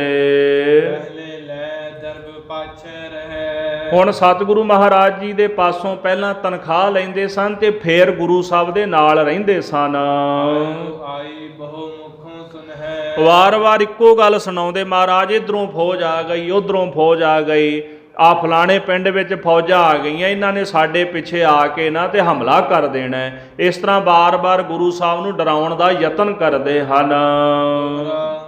ਉਸੇ ਰੋਹੀ ਮਦ ਇੱਕ ਦਿਵਸ ਸਤਿਗੁਰ ਲਾਗੀ ਪਿਆਸ। ਇੱਕ ਦਿਨ ਸਤਿਗੁਰ ਜੀ ਜੰਗਲ ਦੇ ਇਲਾਕੇ ਵਿੱਚ ਜਾ ਰਹੇ ਸਨ, ਕਾਫੀ ਗਰਮੀ ਪੈ ਰਹੀ ਸੀ। ਮਹਾਰਾਜ ਕਲਗੀਧਰ ਜੀ ਨੂੰ ਪਿਆਸ ਲੱਗ ਗਈ ਹੈ। ਸਤਿਗੁਰ ਭੇਜੋ ਲੈਨ ਜਲ ਖਾਨੇ ਬਰਾੜ ਸੁਪਾਸ। ਗੁਰੂ ਸਾਹਿਬ ਜੀ ਨੇ ਜਲ ਲੈਣ ਵਾਸਤੇ ਨਾ ਸਿੱਖ ਭੇਜਿਆ ਵੀ ਜਾਓ ਭਾਈ, ਬਰਾੜਾਂ ਦੇ ਕੋਲ ਨਾ ਜਲ ਹੈ, ਪਾਣੀ ਹੈ, ਉਹਨਾਂ ਵਿੱਚ ਨਾ ਇੱਕ ਬਰਾੜ ਖਾਨ ਹੈ, ਉਹਦੇ ਕੋਲ ਪਾਣੀ ਦੀ ਇੱਕ ਮਸ਼ਕ ਹੈ, ਤੇ ਉਹਨੂੰ ਆਖੋ ਵੀ ਅਸੀਂ ਜਲ ਛਕਣਾ ਤੇ ਸਾਨੂੰ ਜਲ ਦੇ ਦੇ। ਇਸ ਤਰ੍ਹਾਂ ਸਿੱਖ ਜਿਹੜਾ ਚੱਲ ਕੇ ਉਹ ਬਰਾੜ ਖਾਨ ਦੇ ਪਾਸ ਗਿਆ ਹੈ। ਜੋ ਭਈ ਸੋ ਖਾਨੇ ਨੇ ਨਹਿ ਜਲ ਦਿਓ। ਸਿੱਖ ਨੇ ਆਖਿਆ ਬਰਾੜ ਖਾਨ, ਮਹਾਰਾਜ ਸਤਿਗੁਰਾਂ ਨੇ ਜਲ ਛਕਣਾ ਤੇ ਉਹਨਾਂ ਦਾ ਹੁਕਮ ਹੋਇਆ ਵੀ ਥੋੜਾ ਜਿਹਾ ਜਲ ਦੇ ਦੇ, ਪਰ ਉਹਨੇ ਛਕਣ ਵਾਸਤੇ ਜਲ ਦਿੱਤਾ ਨਹੀਂ, ਜਵਾਬ ਦੇ ਦਿੱਤਾ। ਇਹ ਜਲ ਹਮ ਪੈ ਮੁਕਤ ਭਇਓ। ਮੁੱਕਰ ਹੀ ਪੈ ਗਿਆ, ਕਹਿੰਦਾ ਨਹੀਂ ਮੇਰੇ ਕੋਲ ਪਾਣੀ ਜਲ ਹੈ ਹੀ ਕੋਈ ਨਹੀਂ। ਤੁਹਾਨੂੰ ਕਿਹਨੇ ਕਿਹਾ ਵੀ ਮੇਰੇ ਕੋਲ ਜਲ ਹੈ? ਇੰਨੀ ਗਰਮੀ ਪੈਂਦੀ, ਮੈਂ ਜਲ ਕਿੱਥੋਂ ਲੈ ਕੇ ਆਉਣਾ ਹੈ? ਇਸ ਤਰ੍ਹਾਂ ਸਾਫ਼ ਹੀ ਮੁੱਕਰ ਗਿਆ ਹੈ। ਗੁਰ ਭੇਜੀ ਦੋਇ ਮੋਹਰ ਨਿਕਾਰ। ਸਿੱਖ ਵਾਪਸ ਆਇਆ, ਆ ਕੇ ਬੇਨਤੀ ਕਰਦਾ ਹੈ, ਮਹਾਰਾਜ ਬਿਰਾੜ ਖਾਨ ਕਹਿੰਦਾ ਵੀ ਮੇਰੇ ਕੋਲ ਤਾਂ ਜਲ ਹੀ ਕੋਈ ਹੈ ਨਹੀਂ। ਸਤਿਗੁਰੂ ਕਹਿੰਦੇ ਕੋਈ ਗੱਲ ਨਹੀਂ, ਹੁਣੇ ਪ੍ਰਗਟ ਹੋ ਜਾਂਦਾ ਹੈ। ਗੁਰੂ ਸਾਹਿਬ ਨੇ 2 ਸੋਨੇ ਦੀਆਂ ਮੋਹਰਾਂ ਕੱਢੀਆਂ ਤੇ ਸਿੱਖ ਨੂੰ ਦੇ ਦਿੱਤੀਆਂ।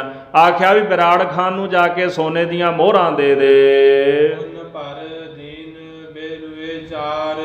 ਸਾਧ ਸੰਗਤ ਜੀ, ਉਹ ਸੋਨੇ ਦੀਆਂ ਮੋਹਰਾਂ ਲੈ ਕੇ ਸਿੱਖ ਚਲਾ ਗਿਆ ਤੇ ਜਾ ਕੇ ਬਿਰਾੜ ਖਾਨ ਨੂੰ ਦੇ ਦਿੱਤੀਆਂ। ਹੁਣ ਉਹਨੇ ਬਿਲਕੁਲ ਇਹ ਨਹੀਂ ਆਖਿਆ ਵੀ ਮੇਰੇ ਕੋਲ ਹੈ ਕੋਈ ਨਹੀਂ। ਸੋਨੇ ਦੀਆਂ 2 ਮੋਹਰਾਂ ਲਈਆਂ ਤੇ ਉਹਨੇ 4 ਜਿਹੜੇ ਬੇਲੂਏ ਸਨ ਵੀ ਛੋਟੇ ਪਿਆਲੇ ਪਾਣੀ ਦੇ, ਉਹਨੇ ਭਰ ਕੇ ਉਸੇ ਵਕਤੀ ਸਿੱਖ ਦੇ ਹੱਥ ਵਿੱਚ ਫੜਾ ਦਿੱਤੇ ਹਨ। ਓ ਸਤਿਗੁਰ ਸਦ ਖਾਨੇ ਕਹਿਓ। ਸਿੱਖ ਜਲ ਲੈ ਕੇ ਮਹਾਰਾਜ ਦੇ ਚਰਨਾਂ ਵਿੱਚ ਪਹੁੰਚਿਆ। ਗੁਰੂ ਸਾਹਿਬ ਨੇ ਜਲ ਛਕਿਆ ਤੇ ਸਤਿਗੁਰੂ ਕਹਿੰਦੇ ਵੀ ਜਾਓ ਹੁਣ ਬਿਰਾੜ ਖਾਨ ਨੂੰ ਸਾਡੇ ਕੋਲ ਲੈ ਕੇ ਆਓ। ਪਾਣੀਓ ਪਤਲੋ ਖਾਨੇ ਭਇਓ। ਗੁਰੂ ਸਾਹਿਬ ਜੀ ਕਹਿਣ ਲੱਗੇ ਖਾਨਾ ਪਾਣੀ ਨਾਲੋਂ ਵੀ ਪਤਲਾ ਹੋ ਗਿਆ। ਜਦੋਂ ਪਹਿਲਾਂ ਜਲ ਮੰਗਿਆ ਤੇ ਤੂੰ ਸਾਨੂੰ ਜਵਾਬ ਦਿੱਤਾ, ਮੁੱਕਰ ਗਿਆ ਵੀ ਹੈ ਹੀ ਕੋਈ ਨਹੀਂ, ਤੇ 2 ਸੋਨੇ ਦੀਆਂ ਮੋਹਰਾਂ ਪਿੱਛੇ ਜਲ ਸਾਨੂੰ ਤੂੰ ਭੇਟ ਕਰ ਦਿੱਤਾ। ਭਾਵ ਪਾਣੀ ਨਾਲੋਂ ਵੀ ਪਤਲਾ ਹੋ ਗਿਆ। ਐਡਾ ਲਾਲਚ ਤੇਰੇ ਅੰਦਰ। ਸਤਿਗੁਰੂ ਕਲਗੀਧਰ ਦਸ਼ਮੇਸ਼ ਪਿਤਾ ਜੀ ਨੇ ਇਸ ਤਰ੍ਹਾਂ ਦੇ ਬਚਨ ਉਹਨੂੰ ਆਖੇ ਹਨ। 2 ਹੱਡੀਆਂ ਲੈ ਪਾਣੀ ਦਿੱਤਾ। ਸਤਿਗੁਰੂ ਕਹਿੰਦੇ 2 ਹੱਡੀਆਂ ਲੈ ਲਈਆਂ ਸਾਡੇ ਕੋਲੋਂ। ਹੱਡੀਆਂ ਦਾ ਭਾਵ ਹੈ ਵੀ ਤੂੰ ਸਾਡੇ ਕੋਲੋਂ 2 ਸੋਨੇ ਦੀਆਂ ਮੋਹਰਾਂ ਲੈ ਲਈਆਂ। ਹੱਡੀਆਂ ਸ਼ਬਦ ਤਾਂ ਵਰਤਿਆ ਵੀ ਹੈ ਤਾਂ ਕੌਡੀ ਹੈ ਨਾ। ਗੁਰੂ ਸਾਹਿਬ ਦੀ ਨਿਗਾਹ ਦੇ ਵਿੱਚ ਮਾਇਆ, ਦੁਨੀਆ ਦੇ ਪਦਾਰਥ ਸਭ ਵਿਅਰਥ ਨੇ, ਮਿੱਟੀ ਰੂਪ ਨੇ। ਸਤਿਗੁਰੂ ਕਹਿੰਦੇ ਵੀ 2 ਹੱਡੀਆਂ ਲੈ ਕੇ ਤੂੰ ਸਾਨੂੰ ਪਾਣੀ ਦੇ ਦਿੱਤਾ ਹੈ। ਐਸ ਸ਼ਰਮਿੰਦੋ ਖਾਨੋ ਕੀਤਾ। ਇਸ ਤਰ੍ਹਾਂ ਮਹਾਰਾਜ ਕਲਗੀਧਰ ਜੀ ਨੇ ਉਸ ਖਾਨ ਨੂੰ ਸ਼ਰਮਿੰਦਾ ਕੀਤਾ ਹੈ। ਆਵਤ ਮਝਲੇ ਗੁਰ ਦਿਖੇ ਭੇਜੋ ਬਿਰਾੜ ਦੁੜਾਏ। ਸਤਿਗੁਰ ਜੀ ਜਦੋਂ ਦੀਵਾਨ ਸਜਾ ਕੇ ਬੈਠੇ ਹੋਏ ਸਨ ਤਾਂ ਗੁਰੂ ਸਾਹਿਬ ਨੂੰ ਨਜ਼ਰ ਆਇਆ ਵੀ ਕੁਝ ਮਾਝੇ ਦੇ ਸਿੱਖ ਆ ਰਹੇ, ਮਝੈਲ ਸਿੱਖ ਆ ਰਹੇ ਨੇ।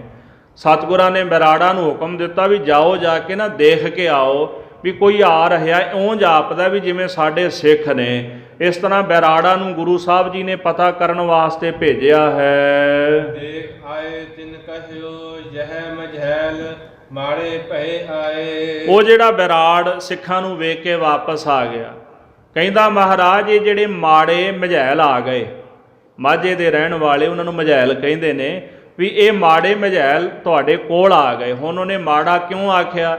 ਵੀ ਇਹਨਾਂ ਨੇ ਆਨੰਦਪੁਰ ਸਾਹਿਬ ਬਦਾਵਾ ਲਿਖਿਆ ਸੀ ਤੁਹਾਨੂੰ, ਇਸ ਕਰਕੇ ਤੁਹਾਡੇ ਤੋਂ ਬੇਮੁਖ ਨੇ ਤੇ ਇੱਥੇ ਤੁਹਾਡੇ ਦਰਸ਼ਨ ਕਰਨ ਵਾਸਤੇ ਆਏ ਹਨ।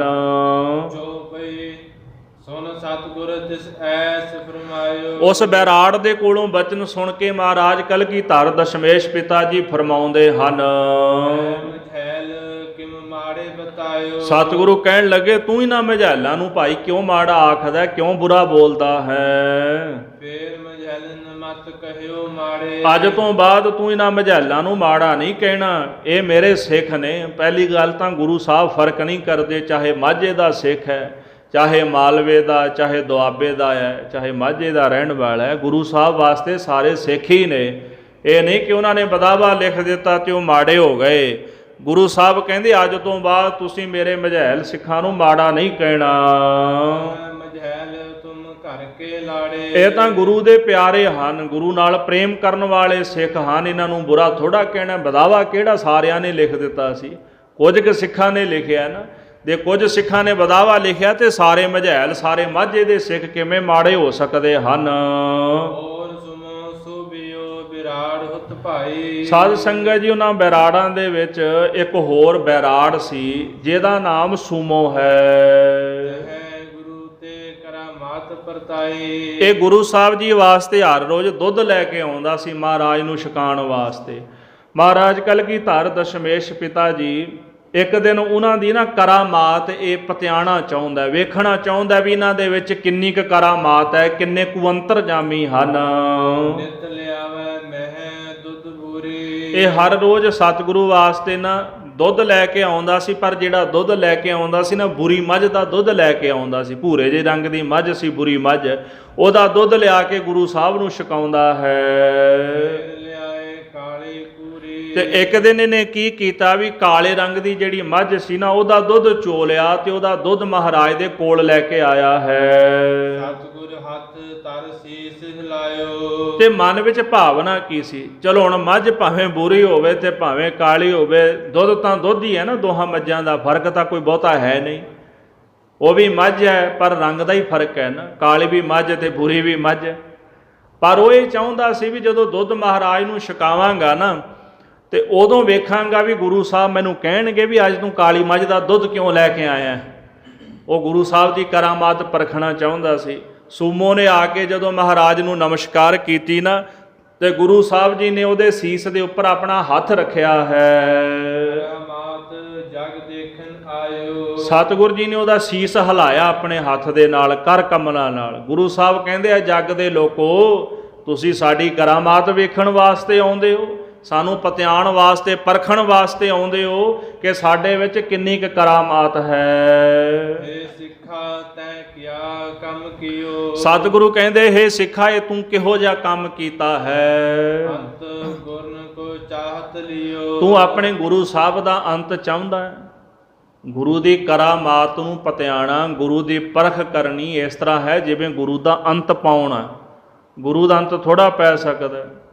ਅਗਮ ਗੋਚਰਾ ਤੇਰਾ ਅੰਤ ਨਾ ਪਾਇਆ, ਅੰਤੋਂ ਨਾ ਪਾਇਆ ਕਿਨੈ ਤੇਰਾ, ਆਪਣਾ ਆਪ ਤੂੰ ਜਾਣ ਹੇ ਅਗਮ ਅਗੋਚਰ ਵਾਹਿਗੁਰੂ। ਅਗਮ ਗਮਤਾ ਤੋਂ ਪਰੇ, ਜਿਹਦੇ ਤੱਕ ਪਹੁੰਚ ਨਹੀਂ ਹੋ ਸਕਦੀ। ਅਗੋਚਰ ਜਿਹੜਾ ਇੰਦਰੀਆਂ ਤੋਂ ਪਰੇ ਹੈ, ਅੱਖਾਂ ਜਿਹਨੂੰ ਵੇਖ ਨਹੀਂ ਸਕਦੀਆਂ, ਹੱਥ ਜਿਹਦੇ ਤਾਈਂ ਪਹੁੰਚ ਨਹੀਂ ਸਕਦੇ, ਜ਼ਬਾਨ ਜਿਹਦੇ ਬਾਰੇ ਬਹੁਤਾ ਕੁਝ ਬੋਲ ਨਹੀਂ ਸਕਦੀ। ਅਸੀਂ ਰੱਬ ਬਾਰੇ ਕਿੰਨਾ ਕੁ ਬੋਲ ਲਵਾਂਗੇ, ਕਿੰਨਾ ਕੁ ਬਿਆਨ ਕਰ ਲਵਾਂਗੇ। ਕਥਾ ਕਰਨ ਵਾਲਾ ਘੰਟਾ 2 ਘੰਟੇ 3 ਘੰਟੇ ਬੋਲ ਲਏਗਾ, ਅਖੀਰ ਤਾਂ ਕਿਤੇ ਅੰਤ ਆਏਗਾ ਨਾ ਉਹਦੀ ਬੋਲਣੀ ਵਿੱਚ। ਵੇਦ ਸ਼ਾਸਤਰ ਲਿਖਣ ਵਾਲਿਆਂ ਨੇ ਵੇਦ ਸ਼ਾਸਤਰ ਲਿਖ ਦਿੱਤੇ, ਲਿਖ ਕੇ ਅਖੀਰ ਵਿੱਚ ਕਿਹਾ ਵੀ ਨਾ ਇਤੀ, ਇੱਥੇ ਬਸ ਨਹੀਂ। ਮੇਰੀ ਲੇਖਣੀ ਦਾ ਅੰਤ ਹੈ, ਮੇਰੀ ਬੋਲਣੀ ਦਾ ਅੰਤ ਹੈ, ਮੇਰੀ ਸੋਚਣੀ ਦਾ ਅੰਤ ਹੈ, ਪਰ ਰੱਬ ਦਾ ਅੰਤ ਨਹੀਂ, ਉਹ ਬੇਅੰਤ ਹੈ। ਬੇਅੰਤ ਗੁਣ ਤੇਰੇ ਕਿਤ ਗਾਵਾਂ ਰਾਮ। ਗਾਉਣ ਵਾਲਾ ਰੱਬ ਨੂੰ ਗਾ ਗਾ ਕੇ ਥੱਕ ਜਾਂਦਾ ਹੈ। ਗਾਉਣ ਵਾਲੇ ਦੀ ਗਾਉਣੀ ਦਾ ਅੰਤ ਤਾਂ ਹੈ, ਕਥਨ ਕਰਨ ਵਾਲੇ ਦੀ ਕਥਨੀ ਦਾ ਅੰਤ ਤਾਂ ਹੈ, ਪਰ ਰੱਬ ਦਾ ਅੰਤ ਤਾਂ ਨਹੀਂ ਨਾ ਪੈਂਦਾ। ਅੰਤੋਂ ਨਾ ਪਾਇਆ ਕਿਨੈ ਤੇਰਾ। ਵਾਹਿਗੁਰੂ ਅੱਜ ਤੱਕ ਕਿਸੇ ਨੇ ਤੇਰਾ ਅੰਤ ਹੀ ਨਹੀਂ ਪਾਇਆ। ਆਪਣਾ ਆਪ ਤੂੰ ਜਾਣ ਹੈ। ਤੁਸੀਂ ਆਪਣੇ ਆਪ ਨੂੰ ਆਪ ਹੀ ਜਾਣਦੇ ਹੋ। ਤੁਸੀਂ ਕਿਤਨੇ ਕੁ ਵਿਸ਼ਾਲ, ਕਿਤਨੇ ਕੁ ਮਹਾਨ, ਕਿਤਨੇ ਕੁ ਵੱਡੇ ਹੋ। ਤੁਹਾਡਾ ਅੰਤ ਨਹੀਂ ਕੋਈ ਪਾ ਸਕਦਾ। ਇਸ ਕਰਕੇ ਕਲਗੀਧਰ ਜੀ ਕਹਿੰਦੇ, ਅੰਤ ਗੁਰਨ ਕੋ ਚਾਹਤ ਲੀਓ। ਤੂੰ ਆਪਣੇ ਗੁਰੂ ਸਾਹਿਬ ਦਾ ਅੰਤ ਜਾਣਨਾ ਚਾਹੁੰਦਾ ਹੈ, ਗੁਰੂ ਦਾ ਅੰਤ ਪਾਣਾ ਚਾਹੁੰਦਾ ਹੈ। ਸਤਿਗੁਰੂ ਕਹਿੰਦੇ ਨਹੀਂ, ਯਾਦ ਰੱਖੀ, ਗੁਰੂ ਦਾ ਅੰਤ ਨਹੀਂ ਪਾਇਆ ਜਾ ਸਕਦਾ, ਗੁਰੂ ਦੀ ਪਰਖ ਨਹੀਂ ਕੀਤੀ ਜਾ ਸਕਦੀ। ਪਰਖ ਤਾਂ ਉਹੀ ਕਰੇਗਾ ਨਾ ਜੀ ਜਿਹੜਾ ਪਾਰਖੂ ਹੋਵੇਗਾ। ਪਰਖ ਕਰਨ ਵਾਲਾ ਵੀ ਬਰਾਬਰ ਦਾ ਹੋਣਾ ਚਾਹੀਦਾ।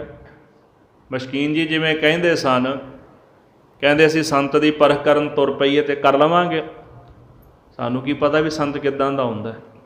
ਬਾਣੀ ਨੇ ਜਿਹੜੇ ਗੁਣ ਬਿਆਨ ਕੀਤੇ ਨੇ ਸੰਤ ਦੇ, ਉਹ ਲੱਛਣ ਸੰਤ ਦੇ ਹੁੰਦੇ ਨੇ। ਅਸੀਂ ਉਹਦੇ ਆਧਾਰ 'ਤੇ ਸਮਝ ਸਕਦੇ ਹਾਂ ਵੀ ਇਹਦੇ ਵਿੱਚ ਇਹ ਲੱਛਣ ਨੇ ਵੀ ਰੱਬ ਦਾ ਪਿਆਰਾ ਹੈ, ਪਰ ਅਸੀਂ ਸੰਤ ਦਾ ਅੰਤ ਨਹੀਂ ਨਾ ਪਾ ਸਕਦੇ। ਕਹਿੰਦੇ ਸੰਤ ਨੂੰ ਸਮਝਣ ਵਾਸਤੇ, ਪਰਖਣ ਵਾਸਤੇ ਸੰਤ ਹੋਣਾ ਬੜਾ ਜ਼ਰੂਰੀ ਹੈ। ਸੰਤ ਹੋਣਾ ਬੜਾ ਜ਼ਰੂਰੀ ਹੈ। ਇਸ ਕਰਕੇ ਸਾਧ ਸੰਗਤ ਜੀ, ਰੱਬ ਦਾ ਅੰਤ ਪਾਉਣ ਵਾਸਤੇ ਰੱਬ ਵਰਗਾ ਹੋਣਾ ਜ਼ਰੂਰੀ ਹੈ। ਜਿਹੜਾ ਰੱਬ ਵਰਗਾ ਹੋ ਜਾਂਦਾ ਉਹ ਸਮਝ ਲੈਂਦਾ ਵੀ ਉਹ ਬੇਅੰਤ ਹੈ। ਗੁਰੂ ਸਾਹਿਬ ਦਾ ਅੰਤ ਪਾਉਣ ਵਾਸਤੇ ਗੁਰੂ ਦਾ ਰੂਪ ਹੋਣਾ ਜ਼ਰੂਰੀ ਹੈ। ਜਿਹੜਾ ਗੁਰੂ ਦਾ ਰੂਪ ਹੋ ਜਾਏ ਉਹਨੂੰ ਪਤਾ ਲੱਗ ਜਾਂਦਾ ਵੀ ਗੁਰੂ ਮੇਰਾ ਬੇਅੰਤ ਹੈ, ਵੀ ਇਹਦਾ ਅੰਤ ਕੋਈ ਨਹੀਂ। ਇਸ ਕਰਕੇ ਸਤਿਗੁਰੂ ਕਹਿੰਦੇ, ਸਿੱਖਾ ਇਹ ਤੂੰ ਕੀ ਕੰਮ ਕੀਤਾ, ਤੂੰ ਆਪਣੇ ਗੁਰੂ ਦਾ ਅੰਤ ਪਾਉਣਾ ਚਾਹੁੰਦਾ ਹੈ। ਦੋਹਰਾ ਜੋੜ ਹੱਥ ਸਿੱਖਨ ਕਹਿਓ, ਹਮ ਨਾਰਨ ਜਹ ਛਲ ਕੀਨ। ਦੋਨੇ ਹੱਥ ਜੋੜ ਕੇ ਸੂਮੋ ਸਿੱਖ ਕਹਿਣ ਲੱਗਾ, ਮਹਾਰਾਜ ਮੇਰੀ ਗਲਤੀ ਕੋਈ ਨਹੀਂ, ਮੇਰੀ ਜਿਹੜੀ ਘਰ ਵਾਲੀ ਹੈ ਨਾ ਉਹਨੇ ਛਲ ਕੀਤਾ ਹੈ। ਉਹ ਤੁਹਾਡਾ ਪਤਿਆਵਾ ਲੈਣਾ ਚਾਹੁੰਦੀ ਸੀ। ਪਹਿਲਾਂ ਤਾਂ ਬੁਰੀ ਮੱਝ ਦਾ ਦੁੱਧ ਤੁਹਾਨੂੰ ਭੇਟ ਕਰਦੇ ਸਨ, ਅੱਜ ਕਾਲੀ ਦਾ ਭੇਜ ਦਿੱਤਾ ਵੀ ਉਹ ਜਾਣਨਾ ਚਾਹੁੰਦੇ ਸਨ ਵੀ ਤੁਸੀਂ ਅੰਤਰਜਾਮੀ ਹੋ, ਕਿ ਤੁਹਾਨੂੰ ਪਤਾ ਲੱਗ ਜਾਂਦਾ ਹੈ। ਮਹਾਰਾਜ ਉਹਨਾਂ ਨੇ ਛਲ ਕੀਤਾ, ਮੇਰਾ ਕਸੂਰ ਕੋਈ ਨਹੀਂ। ਸਤਿਗੁਰ ਕਹੀ ਫਿਰ ਨਾ ਕਰਿਓ, ਅਬ ਹਮ ਬਖਸ਼ੋ ਸੁਦੀਨ। ਸਤਿਗੁਰੂ ਕਹਿੰਦੇ ਸਿੱਖਾ ਹੁਣ ਤਾਂ ਤੈਨੂੰ ਬਖਸ਼ ਦਿੱਤਾ ਹੈ, ਭਾਵੇਂ ਤੂੰ ਬਣਾਉਣਾ ਬਹਾਨੇ ਹੀ ਹੈ, ਜਾਣਨਾ ਤਾਂ ਤੂੰ ਚਾਹੁੰਦਾ ਸੀ ਸਾਡੀ ਕਰਾਮਾਤ ਬਾਰੇ, ਪਰ ਤੈਨੂੰ ਅੱਜ ਬਖਸ਼ ਦਿੱਤਾ ਹੈ। ਅੱਜ ਤੋਂ ਬਾਅਦ ਇਹੋ ਜਿਹਾ ਜਿਹੜਾ ਕਰਮ ਹੈ ਸਿੱਖਾ ਤੂੰ ਨਹੀਂ ਕਰਨਾ। ਚੌਪਈ ਕਪੂਰੇ ਕਤੂਰੇ ਫਿਰ ਗੱਲ ਆਈ। ਉੱਥੇ ਇੱਕ ਹੋਰ ਛੋਟੀ ਜੀ ਘਟਨਾ ਵਾਪਰੀ। ਕਹਿੰਦੇ ਕੁਝ ਮਾਹੀ ਜਾਂਦੇ ਸਨ ਮੱਝਾਂ ਚਾਰਨ ਵਾਲੇ, ਤੇ ਉਹਨਾਂ ਕੋਲੋਂ ਨਾ ਗੁਰੂ ਸਾਹਿਬ ਨੇ ਦੁੱਧ ਮੰਗਿਆ। ਮਹਾਰਾਜ ਕਹਿੰਦੇ ਵੀ ਦੁੱਧ ਦੇ ਦਿਓ ਭਾਈ, ਦੁੱਧ ਛਕਣਾ ਅਸੀਂ। ਮੱਝਾਂ ਲੈ ਕੇ ਜਾਂਦੇ ਸਨ। ਹੁਣ ਉਹ ਸਨ ਲਵੇਰੀਆਂ, ਲਵੇਰੀਆਂ ਦੁੱਧ ਦੇਣ ਵਾਲੀਆਂ ਮੱਝਾਂ। ਉਹਨਾਂ ਨੇ ਮਖੌਲ ਕੀਤਾ, ਮਹਾਰਾਜ ਵੀ ਸਾਡੀਆਂ ਮੱਝਾਂ ਦੁੱਧ ਨਹੀਂ ਦਿੰਦੀਆਂ, ਤੇ ਇੱਕ ਪਿੱਛੇ ਆਉਂਦਾ ਉਹਦੀਆਂ ਮੱਝਾਂ ਦਾ ਦੁੱਧ ਲੈ ਲਓ। ਸਤਿਗੁਰੂ ਕਹਿੰਦੇ ਠੀਕ ਹੈ ਭਾਈ, ਜੇ ਨਹੀਂ ਦਿੰਦੀਆਂ ਤੇ ਕੋਈ ਨਹੀਂ। ਵਾਕਿਆ ਨਹੀਂ ਦਿੰਦੀਆਂ ਹੋਣੀਆਂ, ਬਚਨ ਹੋ ਗਿਆ ਨਾ। ਜਿਹੜਾ ਹੁਣ ਪਿੱਛੇ ਆਉਂਦਾ ਸੀ ਮਹਾਰਾਜ ਦੇ ਜਦੋਂ ਪਾਸ ਆਇਆ, ਤੇ ਗੁਰੂ ਸਾਹਿਬ ਜੀ ਕਹਿਣ ਲੱਗੇ ਭਾਈ ਦੁੱਧ ਛਕਣਾ, ਦੁੱਧ ਛਕਾ ਸਾਨੂੰ। ਉਹਨੇ ਹੱਥ ਜੋੜ ਕੇ ਬੇਨਤੀ ਕੀਤੀ, ਪਾਤਸ਼ਾਹ ਜੀ ਮੇਰੀਆਂ ਮੱਝਾਂ ਜਿਹੜੀਆਂ ਨਾ ਇਹ ਦੁੱਧ ਨਹੀਂ ਦਿੰਦੀਆਂ। ਜਿਹੜੇ ਅੱਗੇ ਚਲੇ ਗਏ ਉਹਨਾਂ ਦੀਆਂ ਮੱਝਾਂ ਲਵੇਰੀਆਂ ਦੁੱਧ ਦਿੰਦੀਆਂ ਨੇ। ਸਤਿਗੁਰੂ ਕਹਿੰਦੇ ਉਹਨਾਂ ਨੇ ਆਖਿਆ ਵੀ ਉਹ ਦੁੱਧ ਨਹੀਂ ਦਿੰਦੀਆਂ, ਤੇ ਤੇਰੀਆਂ ਮੱਝਾਂ ਦੁੱਧ ਦਿੰਦੀਆਂ। ਮਹਾਰਾਜ ਇਹ ਸੱਚ ਹੈ ਵੀ ਮੇਰੀਆਂ ਮੱਝਾਂ ਦੁੱਧ ਨਹੀਂ ਦਿੰਦੀਆਂ, ਪਰ ਉਹਨਾਂ ਦੀਆਂ ਮੱਝਾਂ ਦੁੱਧ ਦਿੰਦੀਆਂ ਲਵੇਰੀਆਂ ਨੇ। ਗੁਰੂ ਸਾਹਿਬ ਕਹਿੰਦੇ ਫਿਰ ਭਾਈ ਇੱਦਾਂ ਕਰ ਵੀ ਸਾਡਾ ਬਚਨ ਮੰਨ, ਆਹ ਬਰਤਨ ਸਾਡੇ ਕੋਲੋਂ ਲੈ ਜਾ ਤੇ ਦੁੱਧ ਚੋ ਕੇ ਲਿਆ। ਸਤਿਗੁਰਾਂ ਦਾ ਬਚਨ ਮੰਨ ਕੇ ਜਦੋਂ ਮੱਝ ਹੇਠਾਂ ਬੈਠਾ, ਤੇ ਉੱਥੇ ਉਹ ਜਿਹੜੀਆਂ ਮੱਝਾਂ ਸ਼ਾਇਦ ਤੋਕੜ ਮੱਝਾਂ ਕਹਿੰਦੇ ਜਿਹੜੀਆਂ ਦੁੱਧ ਨਹੀਂ ਦਿੰਦੀਆਂ, ਉਹਨਾਂ ਮੱਝਾਂ ਦਾ ਦੁੱਧ ਉਤਰ ਆਇਆ, ਤੇ ਉਹਨੇ ਗੁਰੂ ਸਾਹਿਬ ਨੂੰ ਦੁੱਧ ਛਕਾਇਆ, ਤੇ ਜਿਨ੍ਹਾਂ ਦੀਆਂ ਲਵੇਰੀਆਂ ਸਨ ਉਹ ਦੁੱਧ ਦੇਣੋਂ ਬੰਦ ਹੋ ਗਈਆਂ। ਗੁਰੂ ਸਾਹਿਬ ਬੜੇ ਸਮਰੱਥ ਨੇ। ਇਹ ਵੀ ਕਥਾ ਇੱਥੇ ਹੀ ਜਦੋਂ ਇਸ ਇਲਾਕੇ ਵਿੱਚ ਵਿਚਰ ਰਹੇ ਸਨ ਨਾ ਮਹਾਰਾਜ, ਜੰਗਲ ਦੇ ਇਲਾਕੇ ਵਿੱਚ, ਇੱਥੇ ਘਟਨਾ ਵਾਪਰੀ ਸੀ। ਜਦੋਂ ਦੁੱਧ ਮੰਗਿਆ ਮਹਾਰਾਜ ਨੇ ਇਹਨਾਂ ਚਰਵਾਇਆਂ ਕੋਲੋਂ, ਮੱਝਾਂ ਚਾਰਨ ਵਾਲਿਆਂ ਕੋਲੋਂ। ਇਹੋ ਜਿਹੇ ਲੋਕ ਵੀ ਨੇ, ਮਖੌਲ ਕਰਦੇ ਸਨ। ਹੁਣ ਉਹ ਕੀਤਾ ਹੋਇਆ ਮਖੌਲ ਮਹਿੰਗਾ ਪੈ ਗਿਆ। ਜਿਹਦੀਆਂ ਮੱਝਾਂ ਤੋਕੜ ਦੁੱਧ ਨਹੀਂ ਦਿੰਦੀਆਂ ਉਹਦੀਆਂ ਮੱਝਾਂ ਦੁੱਧ ਦੇਣ ਲੱਗ ਪਈਆਂ, ਜਿਨ੍ਹਾਂ ਦੀਆਂ ਲਵੇਰੀਆਂ ਸਨ ਉਹ ਦੁੱਧ ਦੇਣੋਂ ਹਟ ਗਈਆਂ। ਗੁਰੂ ਦਾ ਅੰਤ ਪਾਉਣਾ, ਗੁਰੂ ਨੂੰ ਮਖੌਲ ਕਰਨਾ, ਅਖੀਰ ਇਹੋ ਜਿਹੀ ਦਸ਼ਾ ਮਨੁੱਖ ਦੀ ਹੋ ਜਾਂਦੀ ਹੈ। ਸੋ ਇਸ ਪ੍ਰਕਾਰ ਕਪੂਰੇ ਕਤੂਰੇ ਫਿਰ ਗੱਲ ਆਈ। ਭਾਈ ਸਾਹਿਬ ਜੀ ਲਿਖਦੇ ਨੇ, ਭਾਈ ਰਤਨ ਸਿੰਘ ਜੀ, ਕਿ ਹੁਣ ਗੱਲ ਫਿਰ ਕਪੂਰੇ ਵੱਲ ਆ ਗਈ ਹੈ। ਜਦੋਂ ਈਸੇ ਖਾਂ ਦੇ ਪਾਸ ਹੋ ਗਿਆ ਤੇ ਈਸੇ ਖਾਂ ਨੇ ਉਹਨੂੰ ਫਾਹੇ ਚੜਾਇਆ ਹੈ। ਬਲ ਤੁਰਕਨ ਹੁਣ ਖਬਰ ਕਲਾਈ। ਸਾਧ ਸੰਗਤ ਜੀ ਜਦੋਂ ਕਲਗੀਧਰ ਜੀ ਇਹਦੇ ਕੋਲੋਂ ਚੱਲ ਪਏ ਨਾ, ਜਦੋਂ ਬਚਨ ਹੋਇਆ ਵੀ ਤੈਨੂੰ ਫਾਹੇ ਚੜਨਗੇ ਤੁਰਕ, ਇਹ ਆਪਣੇ ਕਿਲੇ ਵਿੱਚ ਵੜ ਗਿਆ। ਇਹਨੇ ਕਿਲੇ ਦੇ ਦਰਵਾਜ਼ੇ ਬੰਦ ਕਰ ਲਏ ਵੀ ਕਿਤੇ ਗੁਰੂ ਸਾਹਿਬ ਆ ਕੇ ਕਿਲੇ 'ਚ ਨਾ ਵੜ ਜਾਣ। ਤੇ ਨਾਲ ਹੀ ਇਹਨੇ ਸੱਚਾ ਹੋਣ ਵਾਸਤੇ ਤੁਰਕਾਂ ਵੱਲ ਖਬਰ ਭੇਜ ਦਿੱਤੀ ਹੈ ਕਿ ਗੁਰੂ ਸਾਹਿਬ ਜੀ ਮੇਰੇ ਕੋਲ ਆਏ ਹਨ। ਬੇਸ਼ੱਕ ਗੁਰੂ ਫੜਾਈ। ਆਖਦਾ ਵੀ ਮੈਂ ਗੁਰੂ ਫੜਾ ਦੇਣਾ, ਮੇਰੇ ਪਾਸ ਆਏ ਸਨ ਤੇ ਬੇਸ਼ੱਕ ਆ ਕੇ ਤੁਸੀਂ ਉਹਨਾਂ ਨੂੰ ਗ੍ਰਿਫਤਾਰ ਕਰ ਲਓ।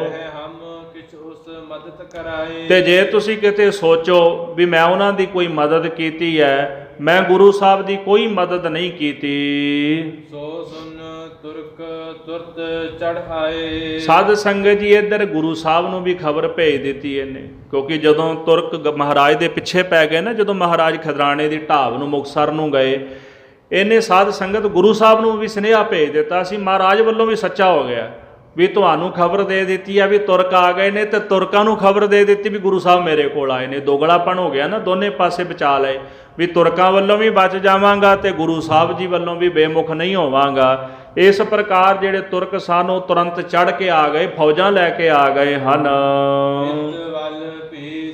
ਖਬਰ ਕਲਾਏ। ਇਸ ਪ੍ਰਕਾਰ ਇਹਨੇ ਇੱਧਰ ਵੀ ਮਹਾਰਾਜ ਕਲਗੀਧਰ ਜੀ ਵੱਲ ਵੀ ਖਬਰ ਭੇਜ ਦਿੱਤੀ ਹੈ।